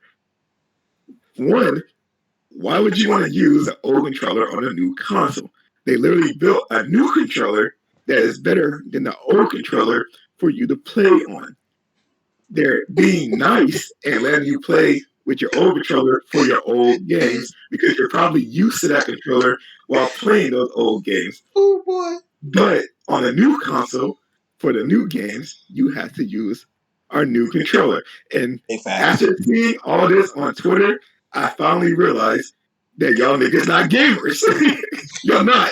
Y'all just like talking about video games. Because every system you get a new controller. We've been doing this since the NES. It's not new. Let's go. Y'all niggas don't play video games. Y'all just like to talk about them. And y'all anti-Sony and try to do everything in a way to put Sony down so you make Xbox look better instead of just going to Xbox and saying, hey, do better. Hey, bro, I don't got to rant no more, bro. Okay, everything Sony instead of just going to Phil Spencer and like, look, bro, we love you, but you need to do better. Why can't y'all do that? Bro. Instead of complaining about Sony, like I put in my tweet, instead of complaining about Spider-Man, y'all should be hyping up xCloud. Hype up your own products. You love Xbox? Cool. Hype up Xbox products. Buy them when they come out. Give Microsoft more money and demand them to actually spend that money on stuff that you want. Stop complaining about Sony and big up Microsoft and get them to do what you need them to do. Because I realized this at work today when I was typing up something. y'all see Microsoft and Sony as equals. Oh, this nigga about They're not. this nigga about to go to church. Let's go. Shit. Let's go. I realize y'all push Sony. Y'all try to bring down Sony because y'all feel Microsoft and Sony are equals. They're not. They're in 3 different lanes. Nintendo's in its own lane.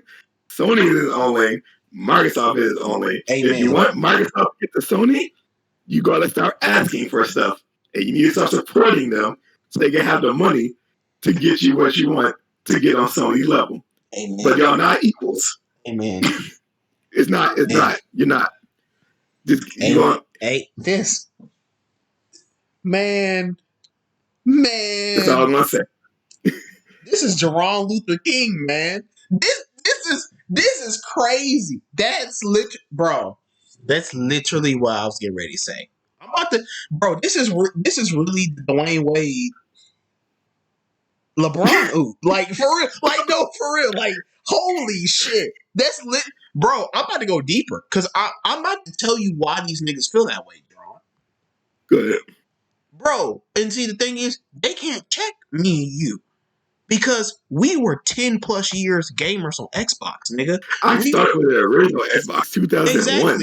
Exactly, bro. Like I didn't have a PS2. Bro, I was an Xbox gamer. Bro, let me just get on my soapbox right quick. Like, I was fortunate and blessed enough as a kid. I didn't realize as a kid, but like I'm 26 now. Like I realized, man, dog, I really had a fucking Xbox, a PlayStation 2. And then when the GameCube came out, I got a GameCube. I had all 3. Oh, and you I was had balling. all the hitters on that shit. You was balling, bro. Yeah, you know what I'm saying, bro? Like, it wasn't for me. I was blessed, bro. That's all that is. That ain't nothing on me. All those good PS2 games. You know what I'm saying, bro? Like, John, like, look, I love Xbox so much. I bought 3 different Xbox SKUs because of the Red Ring of Death. Bro, these niggas dropped them after the Red Ring, bro. Like, John, like, these niggas Is that love? These well, okay, so the reason why I was on Xbox, cause like y'all can talk that shit about Dom Matrix. You know, Xbox because of Halo. Yeah, y'all can talk that shit about Dom Matrix all you want. Dom Matrix built the best generation of Xbox ever. So don't dropping those bangers. So like y'all can shut the fuck up about him. Oh, he bungled the Xbox One. No, nigger. No. Yes, I use that word. No, Negro. No, dumbass. No, moron. Xbox fucked up the Xbox generation. I'm gonna go through it because this nigga put a battery in my back now. All right, so no, bro. I'm tired of it. I'm tired. No, I'm tired. Dom Capers, right? No, Darren, go back to being mute and play your goddamn game. I'm so tired of him. Okay, where was I, Drawn? Okay, let's go back to the Xbox 360 generation. Drawn. I keep saying this stat. Drawn at the same time, Xbox had Mass Effect and BioShock exclusive at the same time. Mm-hmm. Bro, those are 2 of the greatest games ever created in the last 20 years. And had the Call of Duty exclusivity stuff too. Come the fuck on. Dead Island 1 and 2, bro. Man, what are y'all talking about? These niggas had Halo 1, Halo 2, and Halo 3, and then Halo Reach. What the fuck are you talking? What you mean? Bro, y'all not putting out that quality now. Y'all are not doing that. It's simple, bro. The reason why me and Jerron are hard on these niggas, because yes, bro, we want to buy one. We love the goddamn company. That shit fucking raised us as gamers. What the fuck do y'all not understand about? There are millions of people across the planet that feel the same way that are not getting catered. What part of that do you not understand? This ain't no shit we hate Xbox. Nigga, I want Xbox to compete with PlayStation. Because guess what? They pushed PlayStation to make a PlayStation 4. Greatness. They pushed them niggas, bruh, with only being in the industry for what, Jerron? 8, 10 years? Yeah, that's That's 01, nuts. because That Xbox 2000 to 360 came 2010, out bro, 05. was nuts. It was So, ridiculous. there's only like 5 years. I'm about to drop the mic real quick. Uh-huh. Okay. So, if the Xbox One had an exclusive 1/2 as good as Ghost of Tsushima was, imagine how different people would be talking. Oh my God. Yes. It's simple as that, bro. People, okay, I'm not even off my soapbox. I'm just getting started. So let's get to the Xbox One, bro. Both Sony and Microsoft had fucked up practices. Albeit, I'll give them a little bail. In hindsight, that shit kind of came true. It took 7 years. You know what I'm saying, Gerard? It took a long time, but it took time. People at that time, context, the thing that's missing from gaming Twitter, it took time. It took time for us to get to the point where we're like, all digital, being online is cool. We love it. In 2013, bro, man, people were like, what the fuck is this? We don't want this bullshit.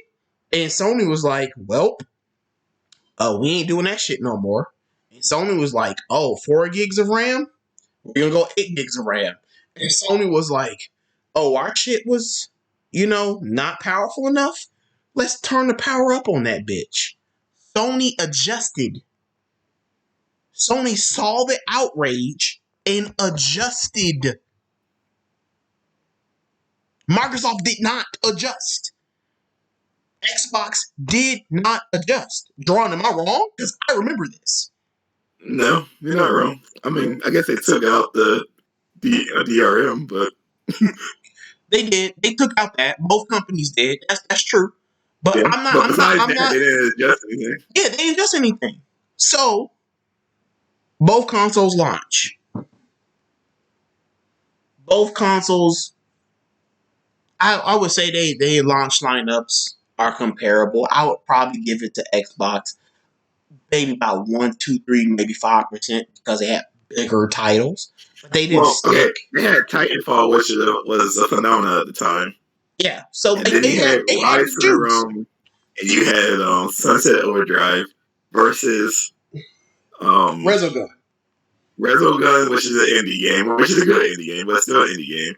And then you had Killzone Shadowfall, which is cool, but not everybody likes Killzone.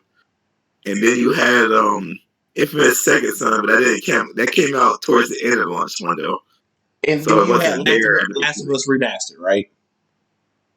And yeah, but I think that happened after the launch window, though. Yeah, that happened. So I mean, they had games. It just wasn't. It just wasn't as prominent that Xbox had, because Xbox PlayStation One had a lot of indies. That's why it got named the Indie Station when it first came out, because PlayStation had a lot of indie games like Transistor, Resogun, and stuff like that came out first while they was building their AAA exclusive that we know now. Right. Okay. Right. But over a generation, you are supposed to get better, right? Yes, which Sony did. John, not only did Sony get better, these niggas put together one of the best runs I've ever seen a publisher put together. And you Xbox fuck niggas can't even admit that. Which is nuts. Cause you're the only people that can't do that on the planet. You're literally the smallest minority. Like, y'all are like the smallest minority of just the loudest, wrongest ass motherfuckers, bruh. It's wild. These dudes go from Bloodborne to Horizon Zero Dawn to, in 2018, that 2018 is nuts. God of War, Detroit Become Human, Spider-Man. That's nuts. Wow. That's why. And then Days Gone, Detroit Become Human, Neo 1 and 2 in between that 2017 and 2019, if I'm not mistaken, right? Dreams, Concrete Genie, and then they end off on Last of Us Part 2 and Ghost of Tsushima. You fuck. Xbox literally puts out Recore. That Cuphead in there somewhere. They had Ori 1, which is a great smaller game. Great platformer. It's one of the best platformers in the last 20 years of gaming. Fight me on that shit. It is. Play it. Play it. Play it. It's not like the niggas didn't. They had a. Nigga, what are you talking about, bro? No, Derek, don't try. Ori is a great game. See, and then you mute yourself again. Shit, nigga, stop. Stop with the chaos. Okay. They got Ori. Please don't talk about no Ori, bro. We're talking about games. Games.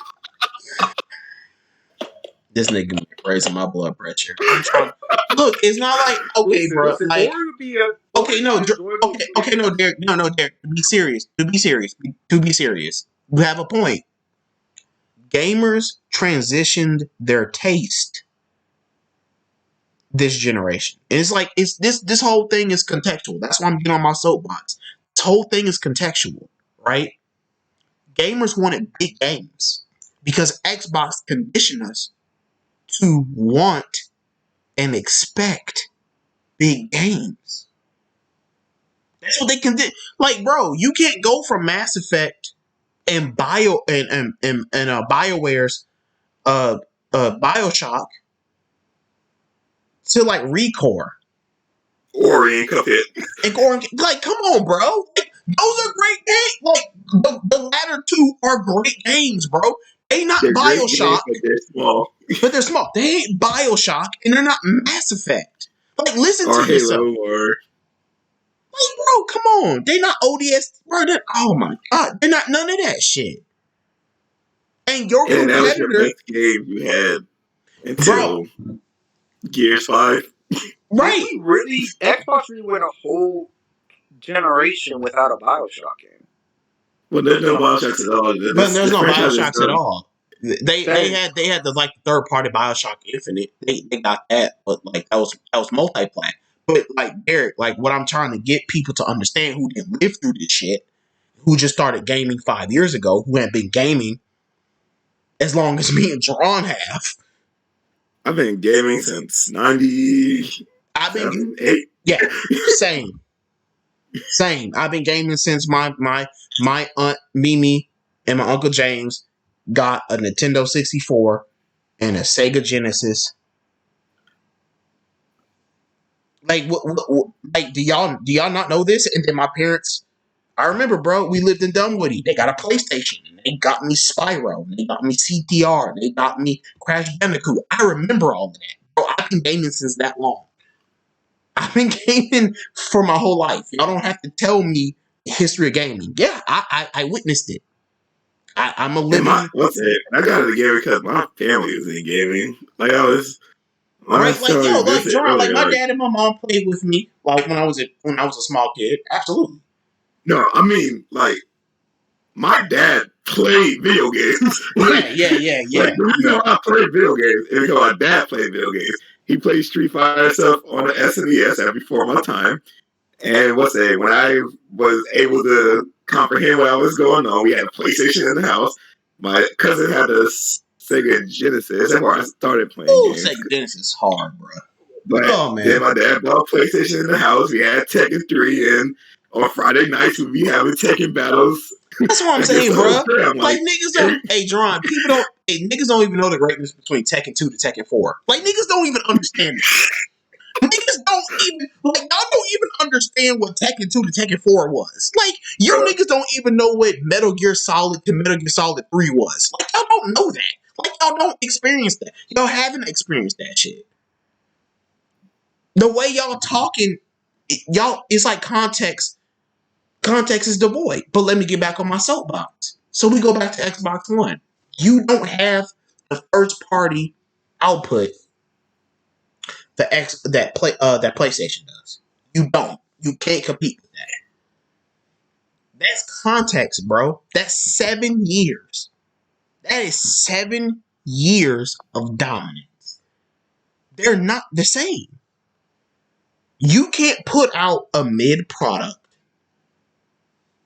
that was overpriced, underpowered, and did not supply anything from the actual company that made it enticing enough to be bought. While the people you are competing with put out a cheaper, more powerful console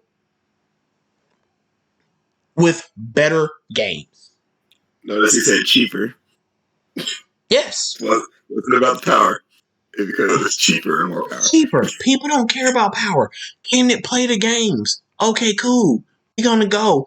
People are not like consumers are smart. They're not technical. See how I can like use my vocabulary, my brain. Guys, like people are like consumers not smart enough. But dude, who the fuck knows what a fucking teraflop is? It's the dumbest marketing move ever. Can this shit play in 4K 60? Yes. Okay, I'm gonna buy it. That's what PlayStation understands their consumers. Xbox is like, yeah, it has 12 teraflops and it has velocity architecture and has smart delivery. And you gotta go, bro. If I'm a Best Buy dude, bro, I'm like, dude, this is crazy. Like, even then, if I worked at Best Buy, I would kill it. I could sell the Xbox. I can sell the Xbox Series X right now to somebody. Sure, I could.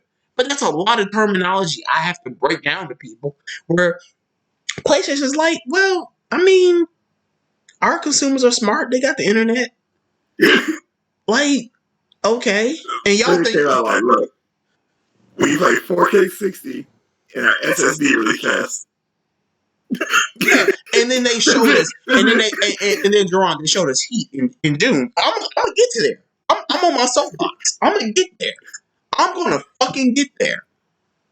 There's like my good brother Jerron said. There's reasons why y'all think these companies should be compared. No, they shouldn't. No, the fuck they shouldn't. It's stupid to compare Nintendo, PlayStation, and Xbox. It's stupid. It is asinine. It is dumb. It is a waste of your brain cells. I don't believe most of y'all out here are stupid. I just believe I'm gonna get to the point where I think most of y'all come from. Well, they can be compared, but they had to be compared correctly. Right? You Okay. Yes. knowing That's that true. they're all three different companies. That's where I was getting to. The comparison stopped at their video game companies and they make video games. That's literally that's literally where it stops. That's literally where it stops. Nintendo, we are a hybrid console.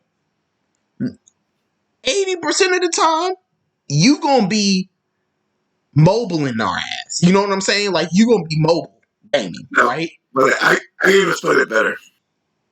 Nintendo. Okay, it's all about focus. Nintendo's focus is enhancing the way you play games. Yes. That's Nintendo's focus. Through the mobile. That's why they made 64 and they had the thumbstick in the middle and everybody like, yo, what is this? That's why it was enhancing the way you play video games. We're going to give you a thumbstick. Then they had the GameCube and they're like, oh, but the GameCube controller, we're going to give you a big old A button and we're going to give you a camera stick so you can control the camera. And then the Wii, they're like, forget controllers, motion control. And then the Wii U, it was like, hey, what if you could play your games not on the TV? And then the Switch is like, hey, that same Wii U concept, well, now you can take it with you anywhere. Nintendo's focus is always enhancing the way you play games. And this is why that's how they enhance themselves. Exactly. And this is why I tell people, why the fuck you think these niggas are the fucking granddaddies of this shit? Why the fuck you think they the OGs of this shit? Why the fuck you think they built this motherfucking shit? Man, you niggas can complain about Mario and Zelda and Kirby and all that shit all you want. Guess what? That shit fire. That shit fire. I don't give a fuck. These niggas ain't changed nothing about them niggas.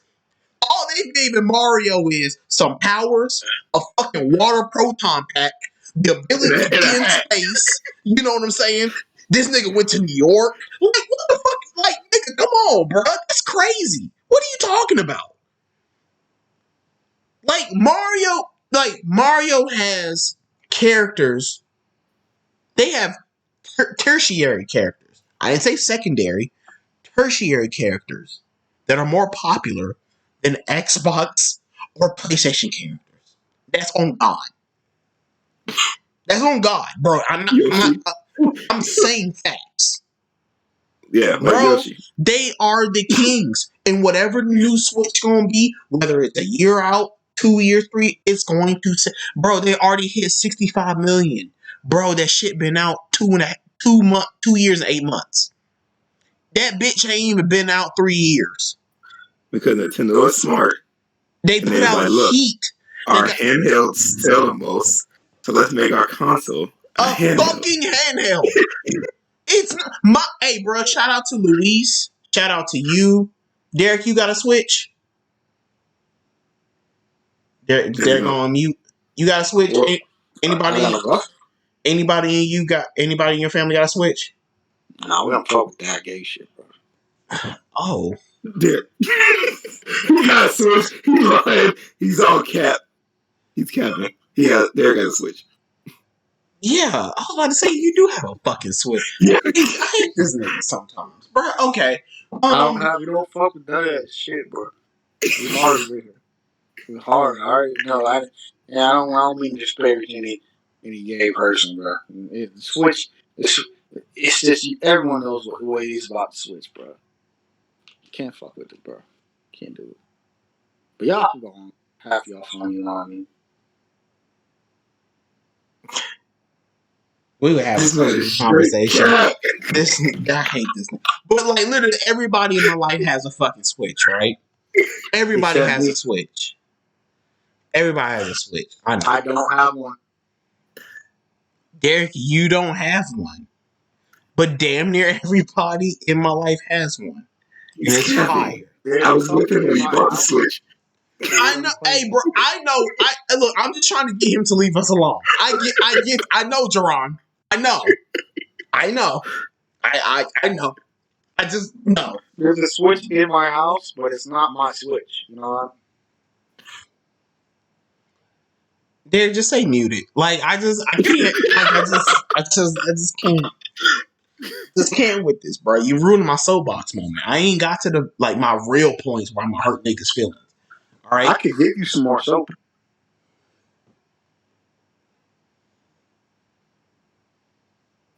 Sure, I'm gonna fight this nigga. I'm gonna fight this nigga. I swear to God, I'm gonna fight this nigga. Okay, but nah, it's all love, Derek. You a funny ass nigga, but yeah, the Switch is different. Funny like how? Derek, leave us alone and let me get my shit off. No, shut up. Stop. No, stop. No. Stop. Yes, thank you. Okay. Look. And another thing.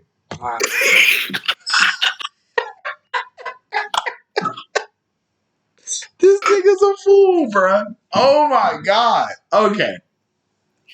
All right. So, yeah, they're portable. Like you said, they innovate. And John, they also have great software. You know what I'm saying?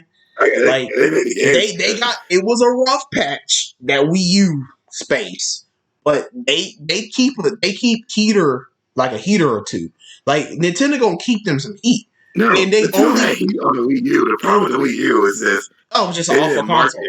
It was a bad console. Right. Yeah, bad marketing, bad everything about that. Just on the hardware space. If they would have marketed it correctly and probably called it something different, I think it could have been successful too. They just confused way too many people. Yeah, so let's go to PlayStation. PlayStation is the premium home console space. PlayStation's like, we're more expensive than them. You can't really go mobile. We are going to offer mobile content in a mobile console, 2 iterations of it, but our real focus is home entertainment, right? Yeah. Sony has always had a reputation of being a great hardware maker. They made the Walkman, which is, by the way, the Walkman is literally one of the most important technological advancements of our lifetime. It literally brought mobile music to everybody. They invented radios, guys. Like, You niggas who just say Sony's broke, like, are you fucking stupid? Okay. Whatever. That's a different conversation for another day. Okay? They make premium stuff. And out the gate, Sony came out with Bandicoot, Spyro, Crash Team Racing, Metal Gear Solid, Legend of Dragoon. What else, John? Fantasy 7. Yo, bro, come on, like, what are y'all talking? Come, that's enough. We can't let this go because Sony also did come out with Sony All Stars. So we got to. Yeah, that game was semi-heat. That game is actually like pretty fire. I'm not gonna lie. Fire. Like you mean PlayStation All Stars? Yeah, you mean like the fighting game? That shit was crazy. No, nigga, we ain't gonna slander that shit on this podcast. No, it was crazy bad. Nigga, you can't do fighting games. That's your problem. Don't blame the game. Look, I mean, the game wasn't fun. It wasn't fun to play. It wasn't fun. Because you got your ass whooped. I get it. It's fine. No, it's not. It's not a skill thing. It's unskilled developing. We gotta get this out on the air. Derek, it's fine. You just got bullied and got your ass whooped. It's fine. It's cool. It has nothing to do with that. No, Derek, it sounds like your voice getting a little cracky. It sounds like it has everything to do with that. It sounds like you're defending a bad game. But no, I'm not defending a bad game. No.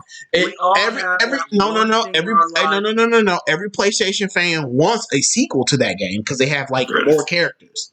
You just all cap right now. I'm cap. Yes, you cap, bro. Give me what time I capped on this part. Like 5 fucking minutes ago. And then you mute yourself. See, this is what I'm talking about. You see the fraudulent nature? This is fraudulent, bro. I'm a fraud. I'm a fraud, right?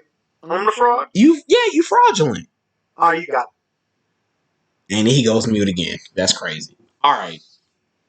But, John, Sony. All Stars wasn't the best game. No, it wasn't. I didn't say it was the greatest game. But it wasn't Super Smash Bros. That's what people wanted. That's what people wanted. And you can't get that. Like, that's Nintendo. That's Nintendo. Like, you can't get that shit. Like, they put blood, sweat, and tears in that. Like, I'd rather play Shenmue 3 times than play. Okay, stop.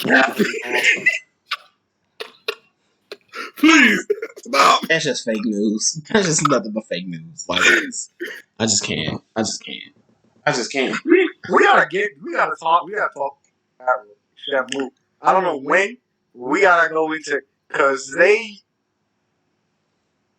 That's because Sega don't want to spend money or make money. Derek, Sega don't give a fuck about niggas, man. They really don't, which is sad because Sega is my favorite video game company. If people didn't know, but yeah, like Sega don't give a fuck about niggas. They just don't care, bro. Exactly, bro. But back to PlayStation. So like, did a premium home console. So PlayStation 1 through PlayStation 2 was heat, like dumb heat, like stupid, go crazy heat, and they go to the PlayStation 3, and they get cocky, and they fuck up with the price.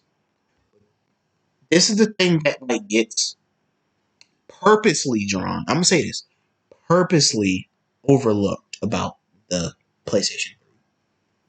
Sony had a plan to rescue themselves from that price. They come out with 2 different SKUs that are cheaper than the SKU that they had at launch. And then they proceed to basically give us a taste of what they're about to give us in PlayStation 4. Okay, before you go. Then they make PlayStation Plus, which is a free online game. Online service. Look, pause that.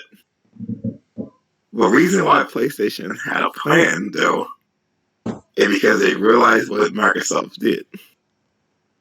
Because the reason why PlayStation was so expensive is because they put a lot of stuff into the PS3 that was unnecessary. You could literally run Linux on a PS3 original.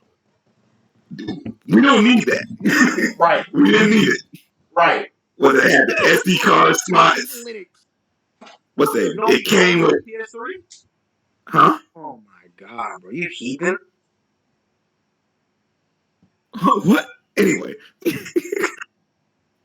And then they had the built-in hard drives and the Blu-ray player and the different slides, SD card, all that stuff. And then they looked at Xbox and they realized, hey, if we just take half that stuff out that they don't need for gaming, we can sell this console cheaper. And then they did with Slim.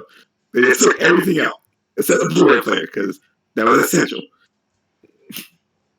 Well, also, Jerron, that people don't understand is they literally built the PlayStation 2's architecture into that too. I forgot about that too. Which was the most expensive part. They built the PlayStation 2 emulator architecture, PlayStation 1 and 2, if I'm not mistaken, architecture into the PlayStation 3. So that was like the most expensive part, right? Yeah, and they got rid of all that so they can sell their console at a decent Jerron, price. like we'll all admit Xbox 360 won that generation because they just had the most games out the gate, right? But no. Derek. I can't agree with Derek on that one. So let me the first half of the generation. Let me explain. Damn near every third party and second party deal Xbox had was like really good, and these are great games. So I wouldn't say they won. I would say it's a toss up. Can you won the mind share? Yeah, you can, Derek. I hear you. Yeah, but is the audio better? Yeah, the audio better. You're good. I had to do some things, you know what I mean? I had to, but I won't cut off anymore. I'm sorry, guys. Okay. No, you good. You good? Yeah, this was never. Yeah, you good, bro. Look, yeah, Xbox but the had 360, the mind share, but and then they lost it, but before they even got to the next generation. No, that's what I was getting ready to say, John. The reason why PlayStation was even remotely successful, if not a fucking great turnaround, was their software, their games. That last 3 years that they put out on the PlayStation 3 was nuts. They put out this little thing called Uncharted. And then they put out this little thing called Uncharted 2 came out? Like, Naughty Dog put Sony and PlayStation on his back the last 3 years and was like, yeah, we're gonna full Marshawn Lynch. Yeah, exactly. Like full Marshawn Lynch versus the Saints in that fucking divisional game where he went crazy. Like full beast mode, bro. Like Naughty Dog put Sony on his back and launched 2 award-winning IPs. Yo, I'm gonna tell y'all that 2012 PlayStation Uncharted 2, PlayStation Move, Killzone 3 era, PlayStation 3D TV era. That was a wild time as a Sony, bro. Yeah, bro. They announced themselves as being back, and while Xbox didn't really. I bought all that mess. I bought the PlayStation Move, so I had a stupid Killzone gun to play Killzone 3. I bought Uncharted 2. I didn't buy the 3D TV, but I damn sure wanted to. I just didn't have money. Yeah. I mean, Sony was firing on all cylinders. This was their last gas. You know, like, people don't understand that companies go through reshufflings and reorganizations, and that's what the Sony Corporation was going through because at that time, their stock was suffering. And their capital was suffering, and they didn't have a lot of money. And the PlayStation 3 gave them a foundation to spring towards the PlayStation 4. We don't have to explain the PlayStation 4, but let's go back to Xbox and why we can't compare these niggas, right? Xbox comes out the gate and they make their own IP. They buy up all these third parties. That's literally, or buy up all these third party and second party deals. That's literally their fucking fundamental. That's literally the core of their business operations and the core of their gaming ethos for 10 years, from 2000 to 2010. It works. Not only does it work, you get a massive fan base. You eat into market share, right? And then bad things start happening at the parent company. and I'm not gonna get into it. Y'all can go read into it. It's not like cancel people shit, guys. It's just Microsoft hit a point where their software was fledgling and their hardware wasn't great because of the 360, and they were bleeding money. And Steve Ballmer left, and then Bill Gates, and He then literally just left to run the. I don't understand how you well, let him go. no, Derek. He didn't leave to run the Clippers. He left in shame, laid low, and then he bought the Clippers. No, you gotta spill the tea. What does Steve Ballmer do? Steve Ballmer's a hardware guy, John. Derek. No, what did he? Well, how? No. I'm telling you right now. This is not no Me Too shit. This ain't no toxic shit. This ain't it.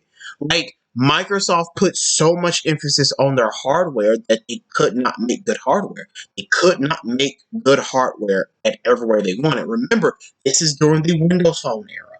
This is during the Xbox 360 Red Ring of Death era.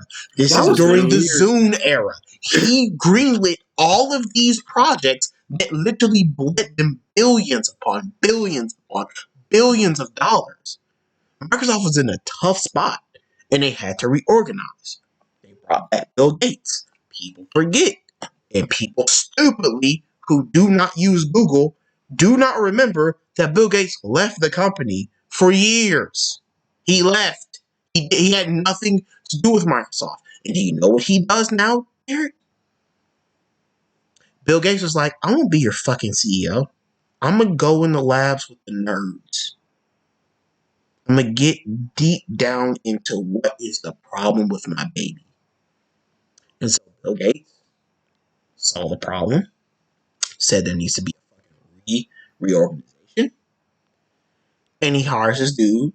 Well, he doesn't hire. The board hires this guy called Satya Nadella. And Satya Nadella's like, you have literally one of the most powerful, innovative software suites on the planet. You have Azure that you're working on. Let's leverage all of that. And then he sees Xbox. And Xbox just fired Don Matrix. Oh, they bought him out. They couldn't fire him. And they have to go through a complete and utter firing and reshuffling of Xbox. And the one thing Xbox fans don't want to talk about is the meeting that Satya Nadella and Phil Spencer had. Where Satya Nadella literally said verbatim to Phil Spencer, sell me on Xbox. Now I'm going to keep the company. Now I'm going to fund you and we'll see what happens. No, sell me on the shit. And so Satya Nadella hears the plan. And he's like, but we're going to add some Microsoft Corporation touches to this. And so this is where Game Pass comes in. And this is where xCloud comes in. Because Game Pass and xCloud leverage everything that Microsoft does well. Services and subscriptions. We have a very powerful cloud company in Azure. And then we can sell a fucking service and software through Windows and our .NET backend services. That's what they do. So we're going to take our gaming service. We're not going to necessarily give a fuck about the quality of games. What we're going to offer them is value on multiple devices. That's Xbox game plan from the Xbox One to now. They couldn't compete with Sony because it bled them too much fucking money. That's literally the game plan. Like the people who took over Microsoft back in what? When did Satya Nadella become CEO? I'm gonna look that up because I know this all corresponds to Microsoft's entire reshuffling. He replaced Steve Ballmer. Like, John, think about this. He replaced Steve Ballmer in 2014. So everything I'm saying is truthful. Well, it makes sense because I remember towards 2010. I'm not lying to you guys. I'm not. No, it makes sense because between like 2010 and like 2013, the first party offerings Microsoft actually like good. Like that why the shift happens because Sony was putting out bangers, but Microsoft wasn't really putting out anything around that time. They hit a wall as a company. They hit a wall.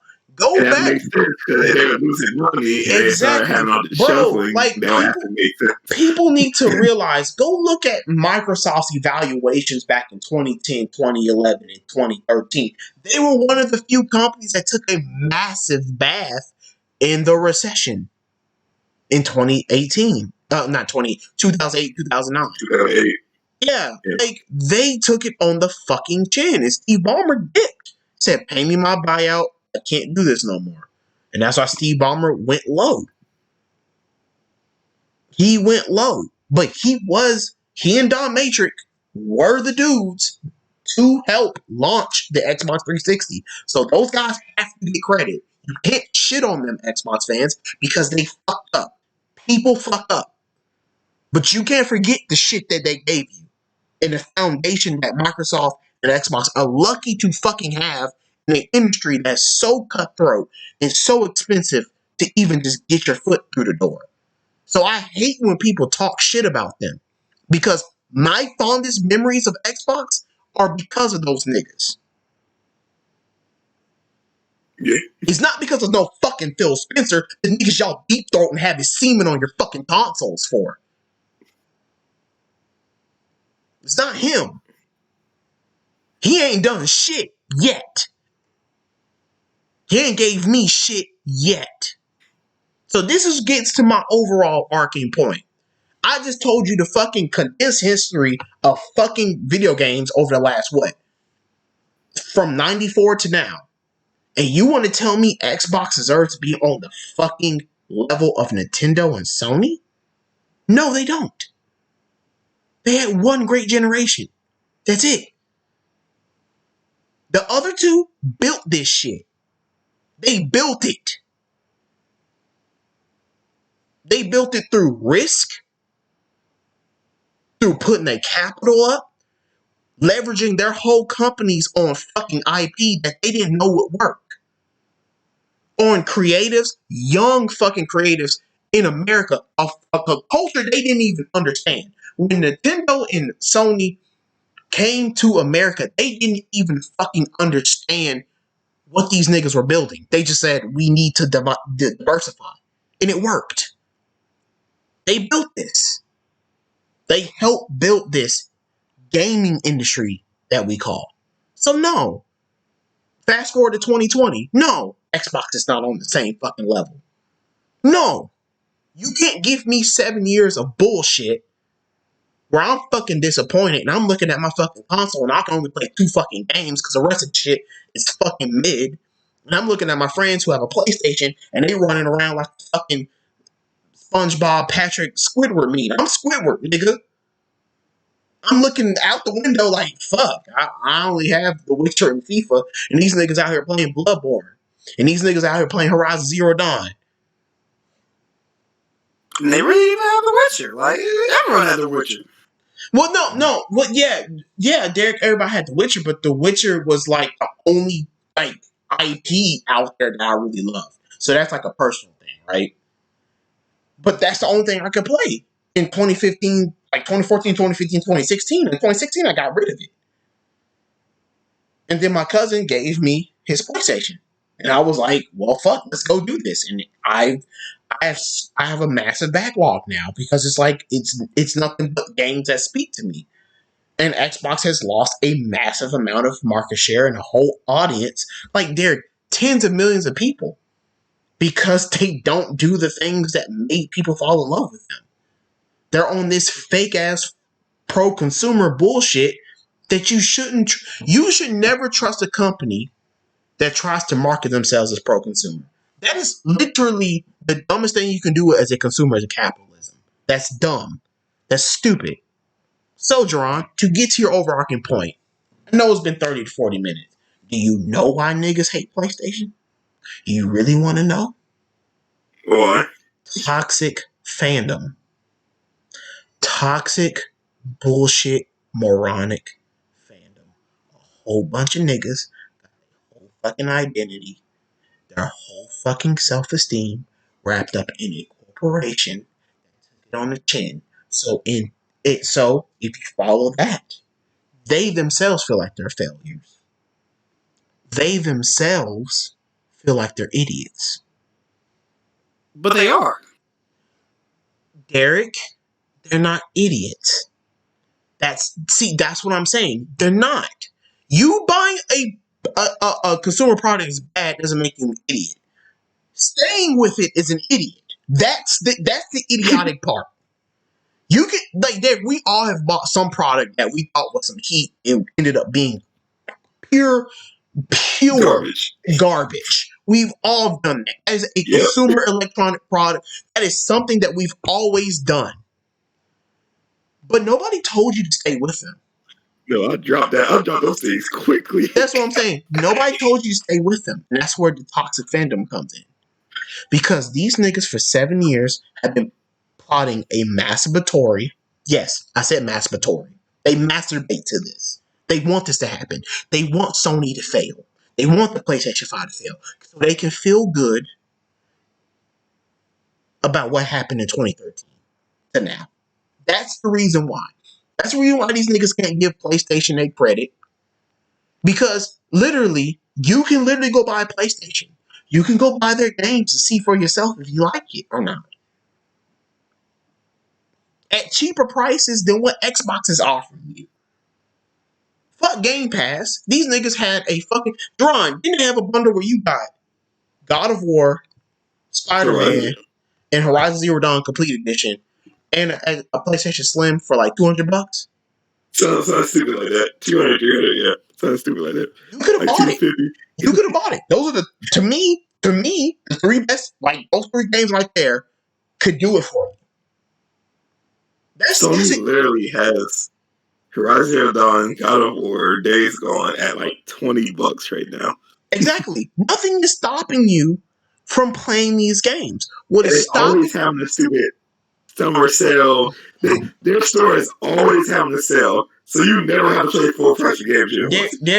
Derek and Jerron, what is stopping people from appreciating what PlayStation has done is the worst thing that's ever happened to video games. It has been a breeding ground for toxic, idiotic, moronic, racist, misogynist, homophobic assholes. It is literally the largest breeding ground for that. In any type of culture we consume, it is literally the largest breeding ground for incels and beta males. That is the problem. And there's a whole bunch of niggas who are unpaid Microsoft and Xbox executives who want nothing but Xbox to do well so they can get on the fucking app and tell other people who they hated for 7 years that I was right. That's the problem, bro. That's the issue. People are not gamers, like Dron said. Because if you're a fucking gamer, you would have everything. You would at least try to assume everything. And I'm not talking about the people who can't afford shit.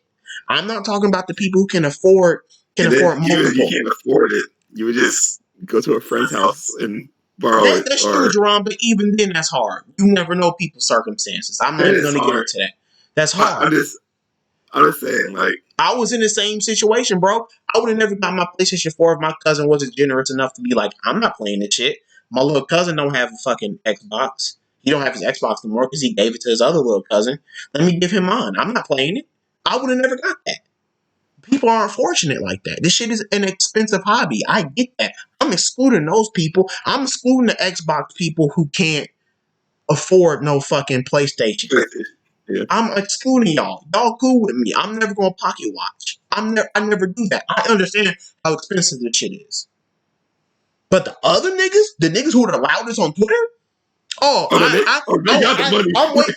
waiting for the 3080 Ti. But you haven't played God of War yet. And you want me to take your fucking gaming opinion seriously. I'm trying to buy a $1,500 graphics card, but I can't afford a $200 console. Right? I want to make content on YouTube, and I want my fucking gaming opinion to be taken seriously, but I haven't finished or completed any of the PlayStation. What?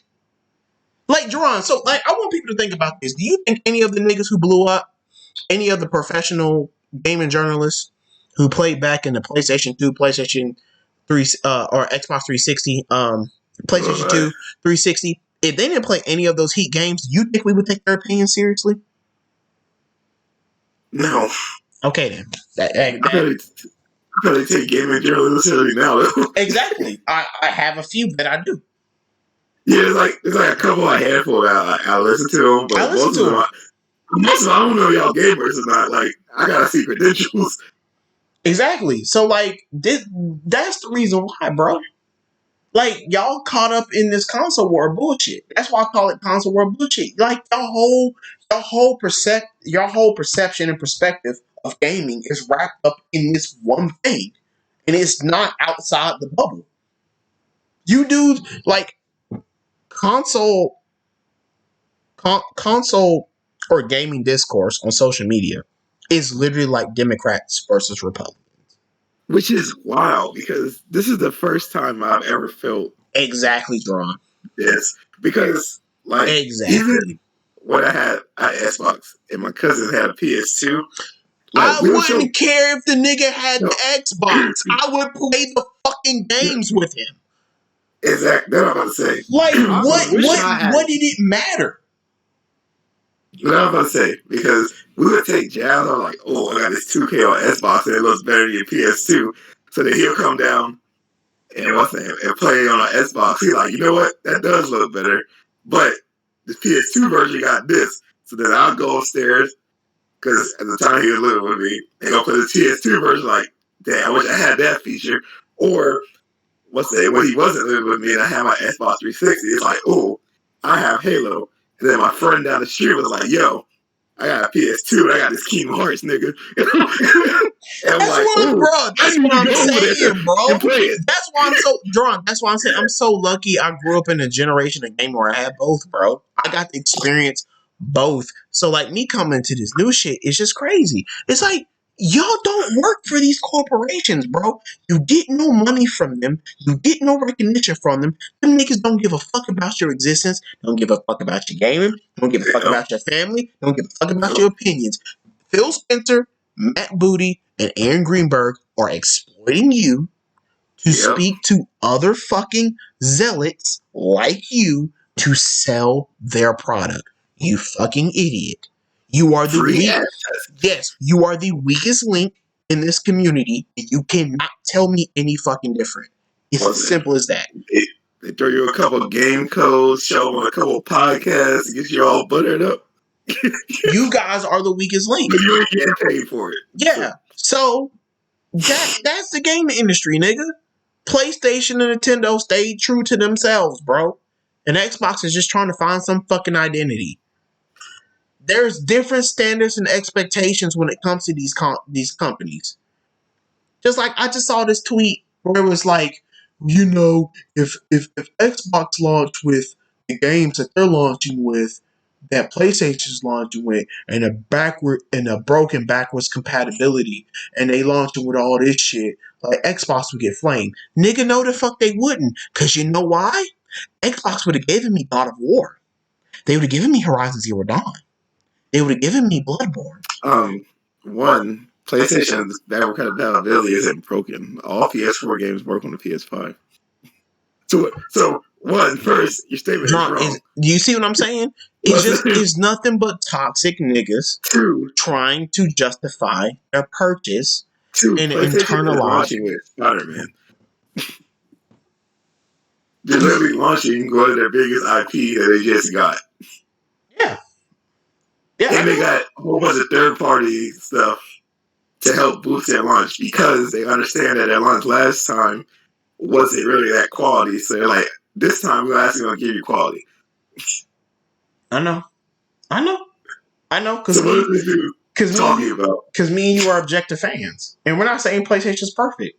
But, like, they're the best place to play games. They got plenty of problems. Like, a lot of them. Yeah. But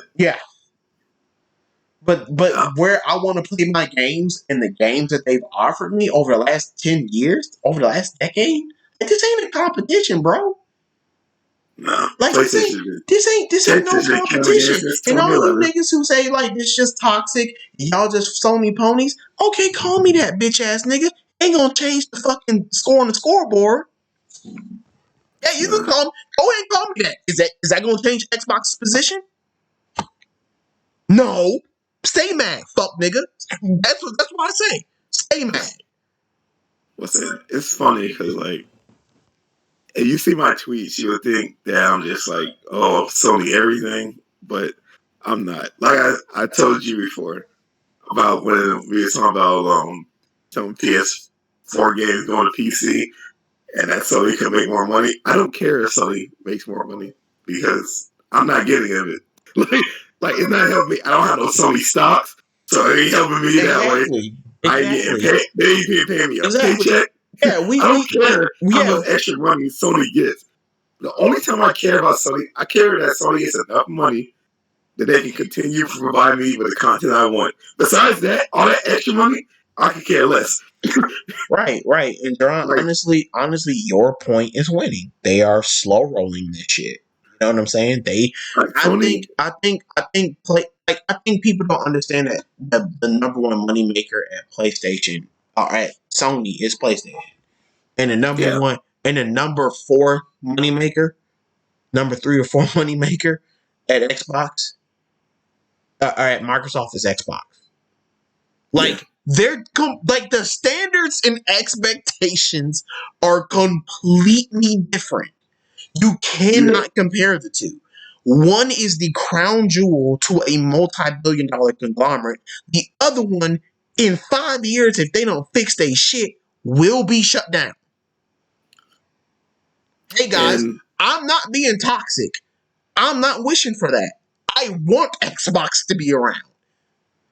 They will be shut down because that is Microsoft's MO. That is Satya Nadella's MO. look at Mixer. That is their MO. They're not waiting for you to make money. Microsoft is literally one of the most capitalistic, greedy companies and corporations on the planet. It makes me fucking sick to see people being like, they're pro-consumer. No, idiot. They're feigning pro-consumer so they can get you locked in a subscription service so they can nickel and dime you. That's what's going to happen. I'm sorry. Game Pass is a value now, but how long can it be a value? I'll rest my case. I'm down off my soapbox. That's it. Best place to play next generation will be PlayStation. Simple. Look, we're not telling you not to like Microsoft. What I'm telling you is, if you do like Microsoft, go to Phil and Aaron Greenberg, everybody you talk to. Blow those niggas up. And be like, look, we want better. If you go right now and tell these dudes, look, we want better for Microsoft and Xbox. But if you don't give us what we want, we're going to leave you. I promise you. These dudes won't do that. Better. These dudes won't do that, though. But they will give you better. Just like Sony. Sony came out with PS3 and they was all cocky. But Jerron, they lost. We're not buying your product. They did feel that economic hit because they did lose 70 million in market share. They felt that. Yeah, I don't know if Xbox felt enough of the financial. See, this is why them being with Microsoft can be a problem. Because Microsoft can be like, oh, if you're profitable enough, let's float them. And it's like, that's true. I don't want mid. Like the reason why you idiots don't understand why I didn't like that game show, bro. Okay, cool. They giving me Fable. They giving me Avowed. By studios that I think are going to be better than what 343 is giving for Halo Infinite. Right? But I gotta wait 3 years for that. I waited 7 years to get these type of games, and I gotta wait an extra 3 years, and you niggas are okay with it. And you niggas are okay with Halo Infinite looking like an Xbox One game. Because what, you just want Microsoft to do so well and compete with Sony? Nigga, fuck that. Fuck that. Like, look at the product they're about to give you. They're about to give you a free-to-play, unfinished, coming in hot video game. And y'all are okay with that. Because I just need them to compete with Sony. Like, I need to get on Twitter and just, like, talk to people and make fun of them. And, like just, send out the jokes. Fuck your jokes. Fuck your console war bullshit. Demand better. In a podcast I was listening to, they said something very profound. They said, y'all keep bigging up Halo off of Bungie's success. This is not Bungie. This is 343. What has 343 give you? Not Bungie. That's like he said. That's like saying The Last of Us 3 coming out and Naughty Dog's not making it. Yo, You're not bro, going to go off expectations the go down instantly. Yeah. But for whatever reason, you hear the name Halo, you just automatically like, oh, it's going to be great because it's Halo. Like, was the other 343 Halo games good? No. Then why do you expect this one? Just because it's Halo, it has to be good? Like, no, they were not good. They were average fucking video games. And for the standard, I know this is going to be like my thing on this channel. Standards and expectations. For the standards and expectations that Bungie's Halo set, 343 is coming up woefully short. Not just short, woefully short. So no, I don't want no open world, free to play, multiplayer, live service game. How the fuck does fucking Suicide Squad from a studio that is better than 343 and has been better than 343 in more than a fucking decade get their shit kicked in? Now, I don't like live services, John. I keep it 100. I'm not playing that Suicide Squad game if it is a live service game. How the fuck do they get doubted? But 343 and what the fuck they showed gets the benefit of the doubt. That should tell you everything. How? How does how does a video game company that literally revolutionized superhero games get like literally shat on for making a live service Suicide Squad game? A game that honestly they can pull off. But 343 gets the benefit of the doubt? How? How? It's Xbox first party studio. So that has to get the benefit of the doubt. Man, I really just feel like y'all want this really arbitrary, stupid competition with Sony. I think y'all really want to rewind this shit back to when it was 2006, 2013, and y'all want that shit to happen again. And it's not going to happen if both companies have completely different business models and are trying to achieve two different objectives and have two different standards and expectations. It's almost like when people talk about these companies, they don't take into consideration the last 7 years. And I do, because I lived through it. No, and like I told you, it's obvious the difference between Microsoft and Sony. Sony is trying to revolutionize video games because that's what they try to do. That's what they've been doing every generation. They do. They try to improve and innovate games, how they look, how they react, the sound, and everything. Like I said, Nintendo focus on how you play. Sony try to revolutionize the games, and right now, Microsoft's focus is just giving you a service to play games. They're not trying to renovate. They're not trying to innovate games. They're not trying to reimagine how video games are played. All they're trying to do is give you a service to play video games. They don't really care how good they are. As long as they give you enough games where you're impressed with the value to keep buying the service. That's it. Yeah, man. Like I said, I can't put value in the Xbox. I can't. That value shit, I can't do that. I don't give a fuck if they give me 100 games for $15. Trust me, if I wanted to play those games, guys, I would have played them. Exactly. I would have played them. And that's how the majority of people are. Like, I think gamers, like, the hardcore gamer situation on social media and just in general, when they talk, think that they're like 80 million strong. No, they're more like 5 million, maybe 10 million strong, and y'all just talking a bubble. You're not thinking about like the outside. Like people who just want to play 2K. People who just want to play the next GTA or the next Call of Duty. So the rumor that PlayStation is locking up third party, nigga, they are ensuring that they will be the place to play for the next 2 to 3 years, at least. So don't get mad when they do this shit. Because yes, I believe it. Because you know why? Imran Khan was the fucking senior editor at Game Informer, you dickheads. You're like, don't believe him. Nigga, what? Do y'all know that nigga's credentials? He's been right every time in this fucking pandemic. If you listen to him, he's been right. So why the fuck would he be wrong now? Because they're the favorite Microsoft. Oh, John, I want it so bad. We gonna end off this. I want niggas to melt down. I want them to, so that I can be like, hey man, but you were gonna get a PlayStation 5, right? Right?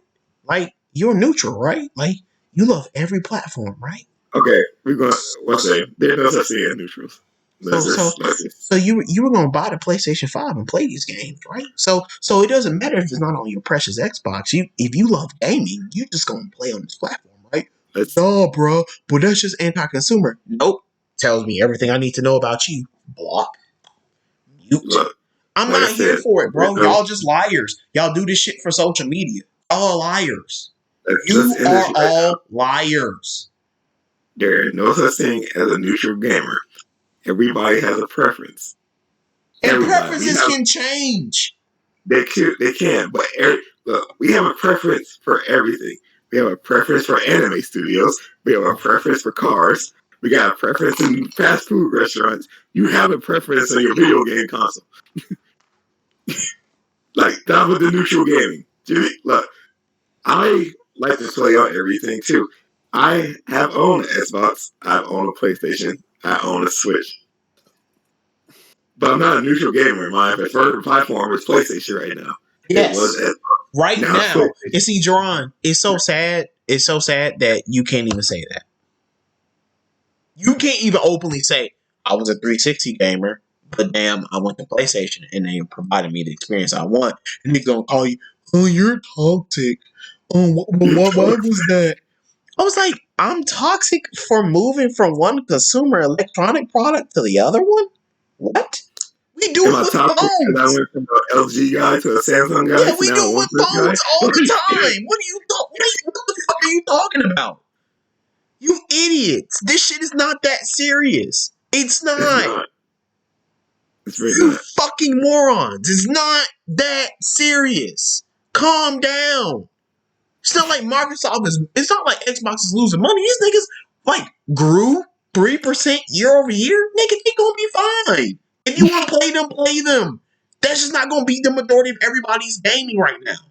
It's okay. This is the first, bro, John. This is the first time where the third place doesn't even just like disband. This is gonna be the first time in the gaming industry where you feel in third place, you gonna be happy to be in third place because you making money. Yeah. Like niggas just don't want to be fourth place. Google Stadia. Niggas don't want to be that. But you want to be in the top 3. You want to get the bronze medal at least. Because that means you're making some type of money. That means you got at least 50 to 80 niggas, 80 million niggas that want to play on your platform or your service, whatever. Is Xbox going to be competing for that top spot, though? Is this like 2006? No. Like, no. Drop that. It's fine. It's okay. It's so neutral right there. It's okay. There's no industry. I can be wrong, but there's no industry, John, where you can think of the third place nigga growing year over year. No tech industry, I know of. Not tech, no. No, that's like seriously impossible. Soda. No, we're talking about tech industries. Soda's an industry, bro. Well, tech industry, like consumer electronics. Like in the cell phone round, what is LG number 3? Maybe TVs. Maybe because if you have a great TV, like you could like. I guess TVs because like Samsung, what would be the top 2? Samsung and Sony. Samsung, LG, and Sony would be the big 3, and then I'll probably say TCL and Vizio. Be the top 5. I feel like all of them are actually growing. So like maybe TVs exactly. Like because 4K is taking off, but like. Those companies over the next 5 years are going to be jockeying for who's 1, who's 2, who's 3, who's 4, who's 5. Like TCL is the 3rd largest TV maker on the planet. They're going to be jockeying for one of them top 3 spots. right? They just have so much money. Like, it changes. Like, you wouldn't have said that shit 4 years ago. The industry changes, and that's the best part. That's competition. Innovation is competition. You trying to give me a subscription service where one of your big games is Red Dead Redemption 2 that's 2.5 years old and it's already sold 30 million copies? Like, bro, that's not going to get me to pay $15 a month. Now, if you had a Valve coming out March, a real nigga signing up for that. But I'm not signing up for that shit, and I gotta wait 3 years for that. I'm not. I'm just not doing that right now. No. And by then, I'll build my PC.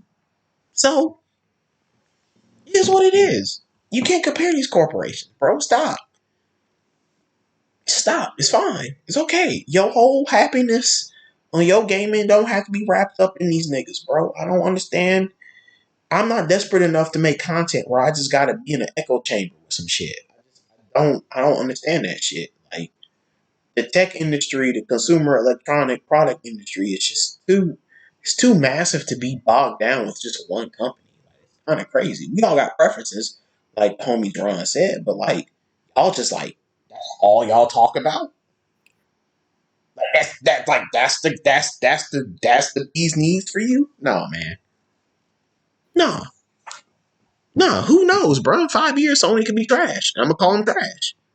Who knows? Nintendo in 5 years could be trash. They could be trash. Who knows? Xbox could be number one in 5 years. Who knows? You can't make predictions. Now that shit going.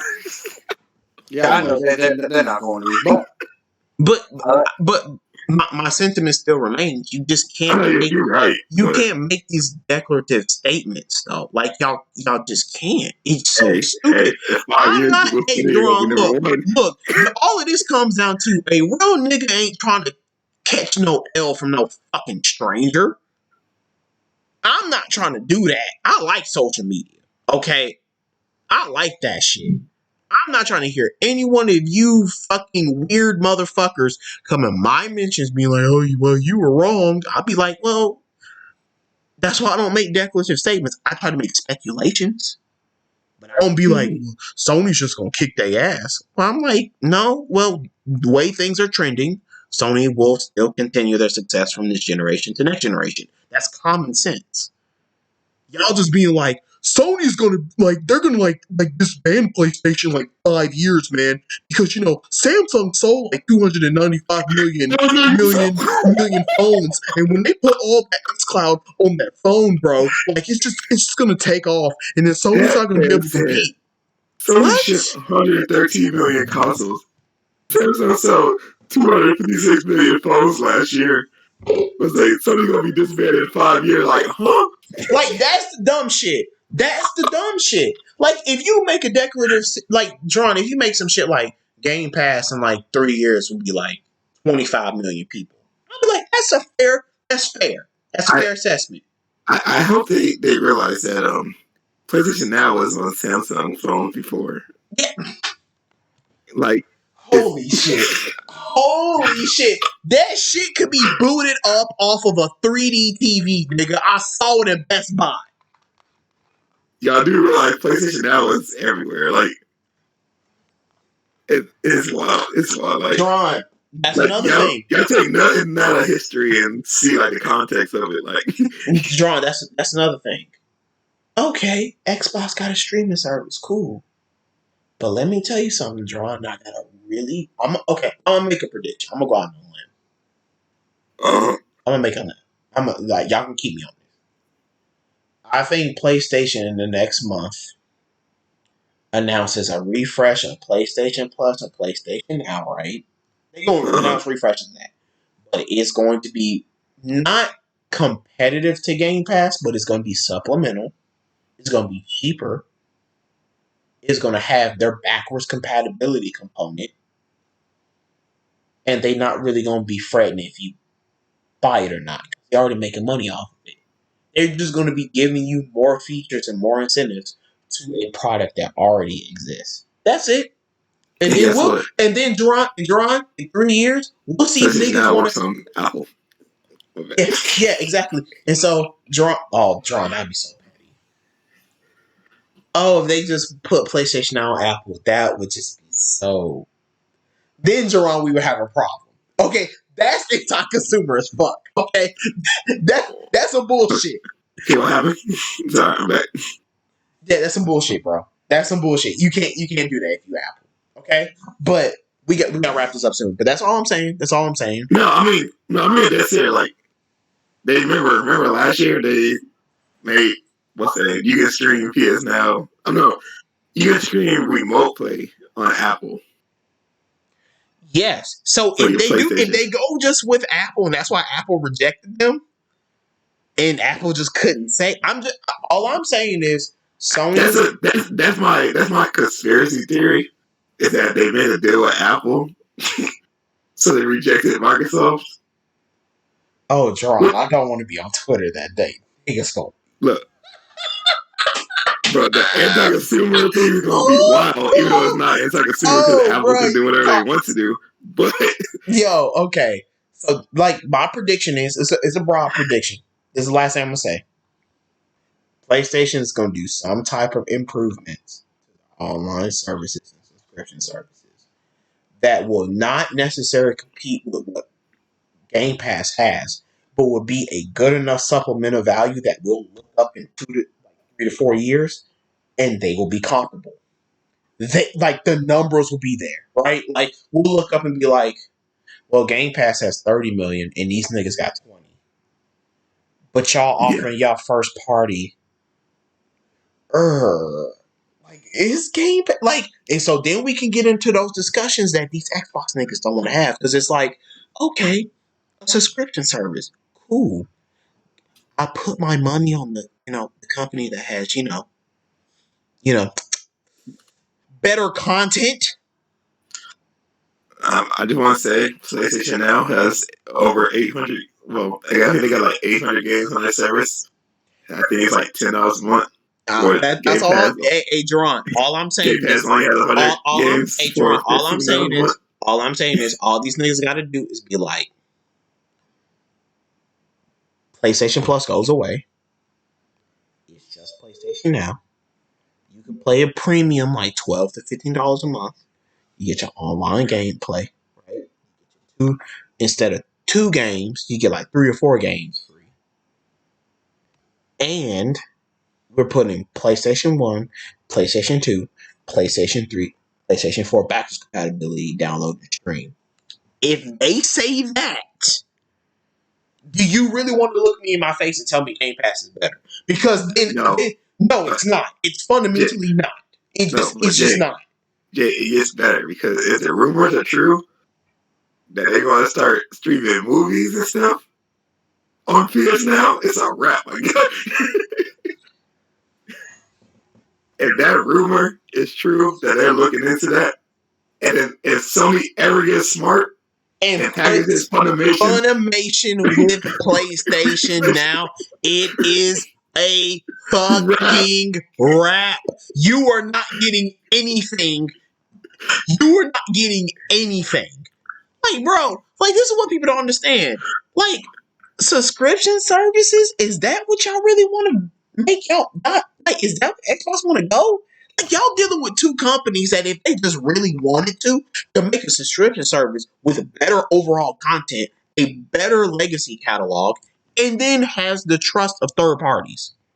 Yo, if Nintendo comes out with a subscription service, it's a wrap. It's a fucking all the way back to get the fuck out. If I can sign up for the Nintendo subscription to play Mario Sunshine, like, bro, you fucking nuts. You niggas don't have that. Imagine if you could just do that on your phone. Oh my god. Oh my god, on your smart TV. Oh my god, nah. It'd be over. Talk about it's a me Mario, bro.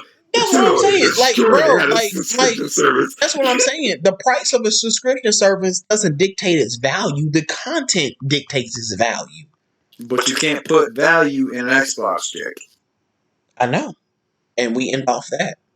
No, we can't end because we have to talk about AMC. No, it's not worth it. It is. Look, it is. We can wrap it up really quick. with that, not AMC, with Disney Plus. Disney, I'm not paying you $7 to pay you $30 to watch Mulan. It's not happening.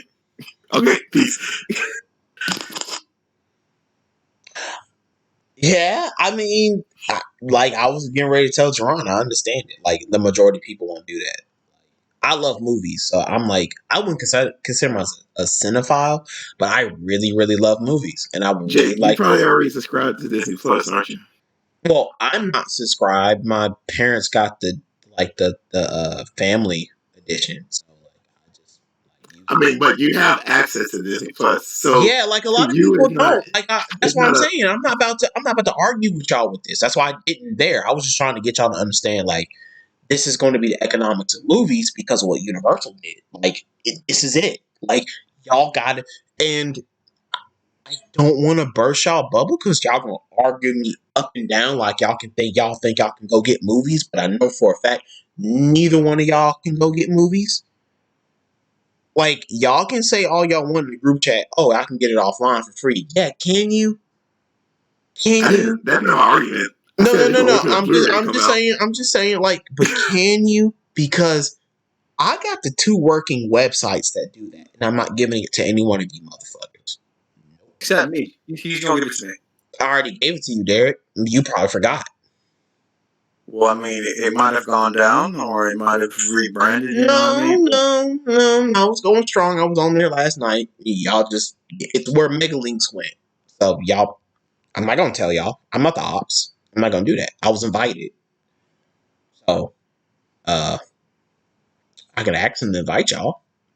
I mean, I don't torrent movies anyway. Like I Right. said, Well, no. Drawn. I'm just This ain't torrenting movies. This is just direct downloads. So it's a little I different. don't It's a little direct different. download See, this is movies what I'm anyway. saying. So this is what I'm saying. Net neutrality is dead. We have a fledgling offer, like picking of just quality, just peer to peer sharing shit. That's gonna be dead.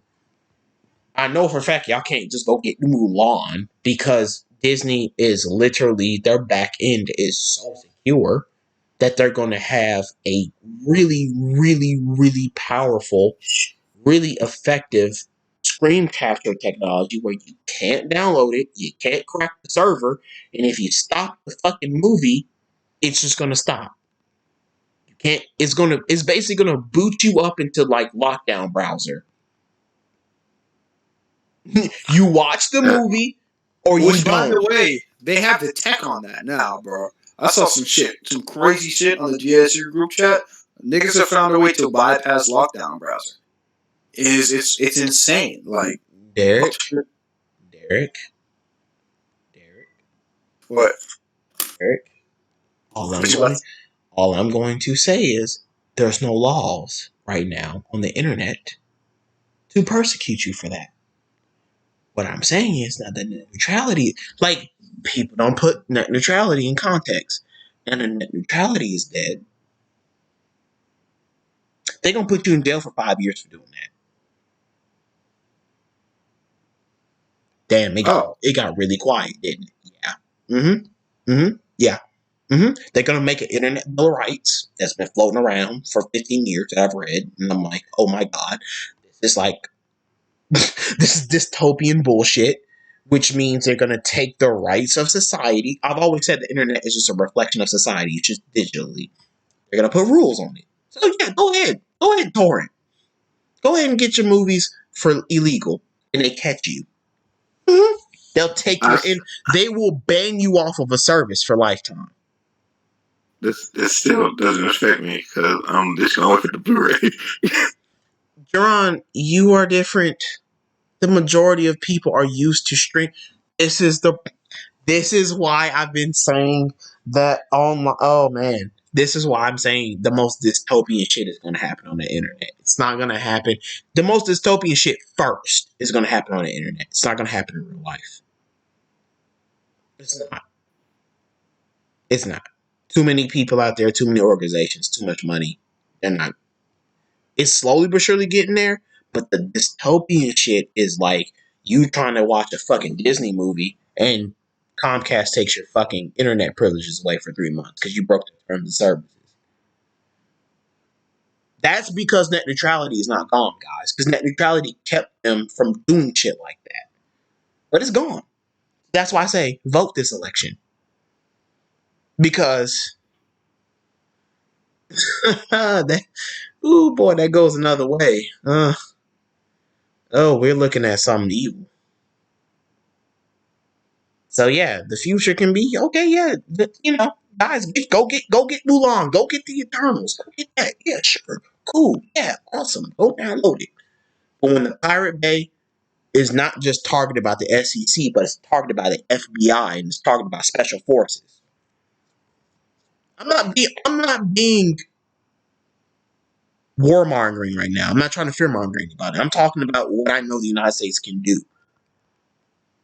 When the laws are backed by force, do you really want to risk what you're doing? Because you're playing with a studio's money? So that's why I want you guys to act on good faith and have a conversation about this shit. Because we live in a unfettered, unregulated internet right now. And things can get really, really scary. I'm all for a free internet. I'm all for a free and neutral internet. Does it look like that's what's going to happen over the next 10 years? No. Just pay attention from 2015 to now. Does it look like that's where the internet is going? No. No. Not at all. It looks like the exact opposite. It looks like fascism on the internet. That's what it looks like. So if that's what y'all want to go risk y'all fucking internet rights just to watch some movie. No. I'm not judging people who do that. I'm one of those people who do that. Yes, NSA, I said that. I am one of those people who do it. And I would like for me to continue to do it. But Jake's not about to play with Big Brother. I'm not about to do that. Especially when it comes to internet. And especially when, if I pay for a cheap subscription service and I buy their premium product that is not in movie theaters for $30, and I get to keep it if I continue to be on a streaming service, yeah, during those contexts of my thinking, it makes sense. Could the price come down to $20? Sure. Just make sure it's in 4K. Just make sure it has HDR. Well, while you doing that, I'm just gonna wait for it to drop on Blu-ray, and then I'll pay the $30. Right. And that's a legal way, Jerome. All I'm saying, that illegal shit is not gonna fly in the future. No, I understand. I'm just saying that I'm not paying Disney $7 to pay them $30. Like, John, you know what I'm saying? Before I got my VPN, bro, like AT&T was sending us they would send us like letters being like, your IP address got pinged at this torrent site, so can y'all please not do that, or we'll suspend your internet service. Like, that's a letter. I have it still. And my dad was like, dog, I work for the company. You can't do that. Oh, okay. I'm just gonna get a VPN. Like, VPNs are gonna go probably extinct in like 6 years. They're gonna be considered, because they're gonna be considered illegal. Because the people, like, you are like, okay, this is what I'm saying, Derek. When a company like Universal, maybe y'all need to go look up how big Universal is. They're huge. Universal is one of the biggest companies on the planet. They own the largest conglomerate of music, and they own one of the biggest movie studios. They own one of the most popular theme parks. And if I'm not mistaken, Jerron, they own NBC and Comcast. Yes. Something like that. And they sign a deal with the largest movie theater chain on the planet, Derek, where after 17 days, every Universal Studios movie goes to VOD. That's video on demand, if anybody doesn't know. Streaming services. What do you think that means, Derek? That's what I'm saying. I don't think the guys understand and fully grasp, like, wait, what? AMC just basically got in the bed. The last barrier between the internet and these studios just basically got in the bed with the studios. Because AMC was the buffer. I could go pay my Stubbs card membership. Even if it's $30 a month, I could pay my $30 and get my $5 tickets and experience movies. I'm a movie head. I like to experience my movies in movie theaters. I like that. But now that AMC is hopping in the bed with them, what that means is that torrent shit is about to come with some penalty. Because if it's 17 days, that's what, 2.5 weeks? Yeah, they expect they shit to hit that VOD and get their fucking money back. That's what the fuck that means. That doesn't mean, oh yeah, we're just gonna put it on VOD, you can screen capture it all and all that. No. Y'all missing the okie doke. Everything about these streaming services about to hit us with an okie doke, and it sucks. I know it. It sucks. It blows. Jerron knows it. We've had this conversation. Like the bubble is going. We've had this conversation. I know me and you, Jerron, have had this conversation plenty of times. The bubble will burst. One thing we got wrong. Actually, Comcast owns NBC Universal. Not that over. So yeah. So Jerron, think about this. The largest, if I'm not mistaken, the largest internet provider in North America just made a deal with AMC to put their shit on the internet within 2 weeks, and you don't think no penalties are coming. Okay. All right. Nigga, that's like the United States government saying weed is legal, but niggas can pinch you up in 3 weeks. Nigga, I ain't smoking no weed. Nigga, that is like literally a red sign. Like, oh, wait a minute, hold on. You said 2 weeks. These niggas didn't even say 6 months. See, 6 months, they can make their money. 2 weeks, 2.5 weeks. Oh no, they want niggas to fucking try to cheat this shit so they can fucking punish niggas, and then like just put the fear of God in people so they can drive people to the streaming services and get that checkup. Yeah.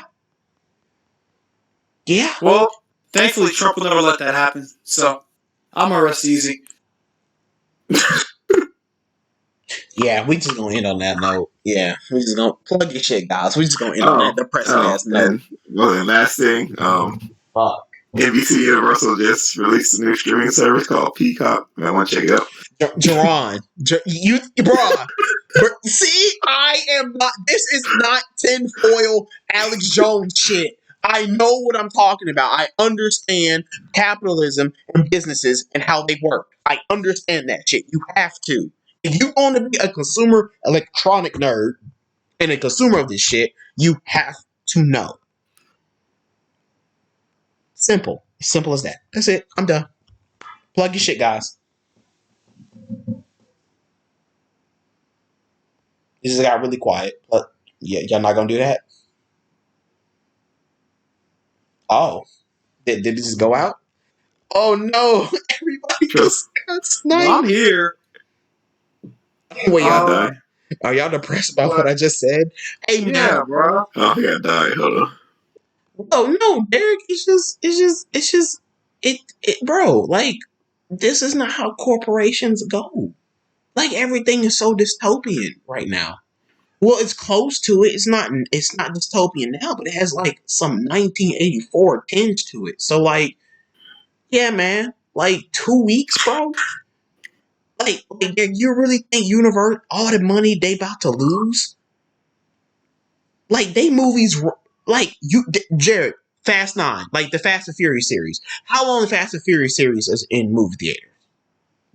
Like 2 months. 2-3 months, right? They're going to bring Fast 9. Think about this. They're going to bring Fast 9 to your home within 2.5 weeks. And you don't think they want to make their fucking money back. See, I think these niggas gonna be like, no, we're pro-consumer. We believe in y'all. We trust y'all. In the back end, they're gonna be pointing like, Hey, Your Honor, that nigga stole. That nigga stole. That nigga stole. That nigga's sharing the fucking movie. I don't even know how he got the fucking raw file for that shit. And they gonna put niggas in jail. And they gonna take niggas' internet access. They gonna put penalties in place.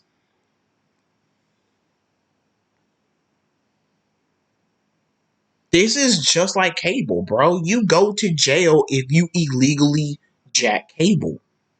Yep. It's the same thing that's going to happen with streaming. It's the same rules.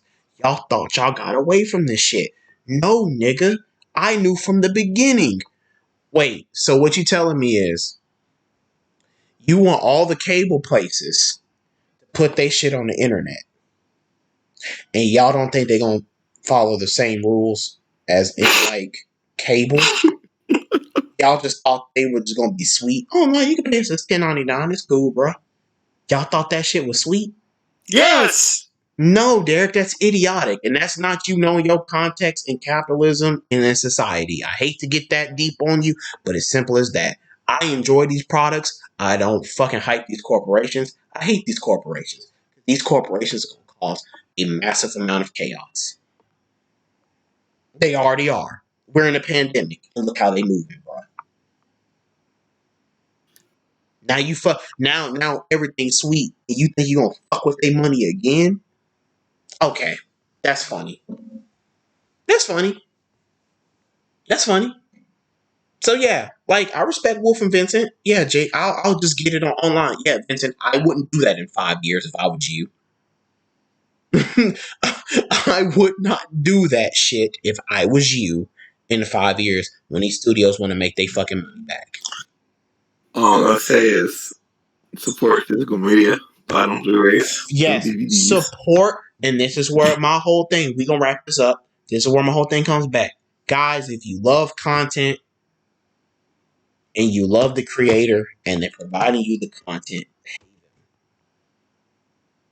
it makes me super frustrated that the fucking manga industry has not realized there are millions of niggas in the West that if y'all just got together as an industry and gave us one singular app where we can read our shit for a fair price, we would do it. For real, right? We would do it in a heartbeat. We would do it. Exactly. But Derek, I still pay for show to jump. But Derek, since you're the one I'm probably like blowing the mind the most, because me and Dron have had this conversation since we probably fucking met. Like honestly, I'm gonna blow your mind right now.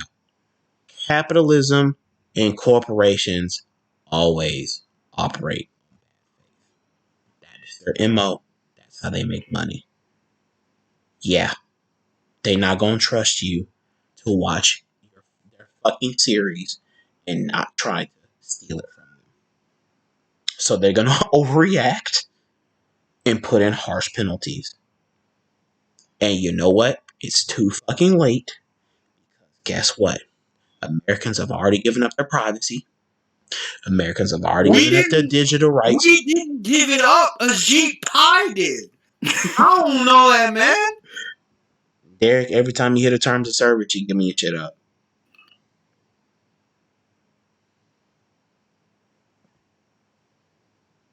I'm gonna end it on that depressing note. Guys, plug your shit. Catch me on Twitter, ghost_Batosai.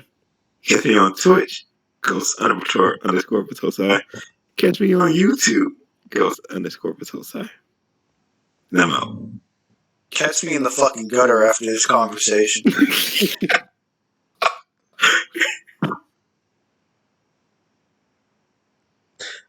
Derek, is that it? Is there anything else to say? I'm just telling you what me and Jerron have had conversations about for 3 years. Look, y'all, catch my boy Derek at RNVP_CC. I'm gonna plug him for him. Yo, bruh, this is JTRNVP. Catch me on Twitter at that same name. More contest coming. Guys. I gotta go. Yeah, we're gonna continue for a week. This is a long episode, guys. We've made it 3 fucking weeks in a row. Let's go. Let's keep it moving. Guys, this is the Real Nerd Variety Podcast. Checking out. Like, subscribe, share, comment, critique, do all that shit. We out. Peace.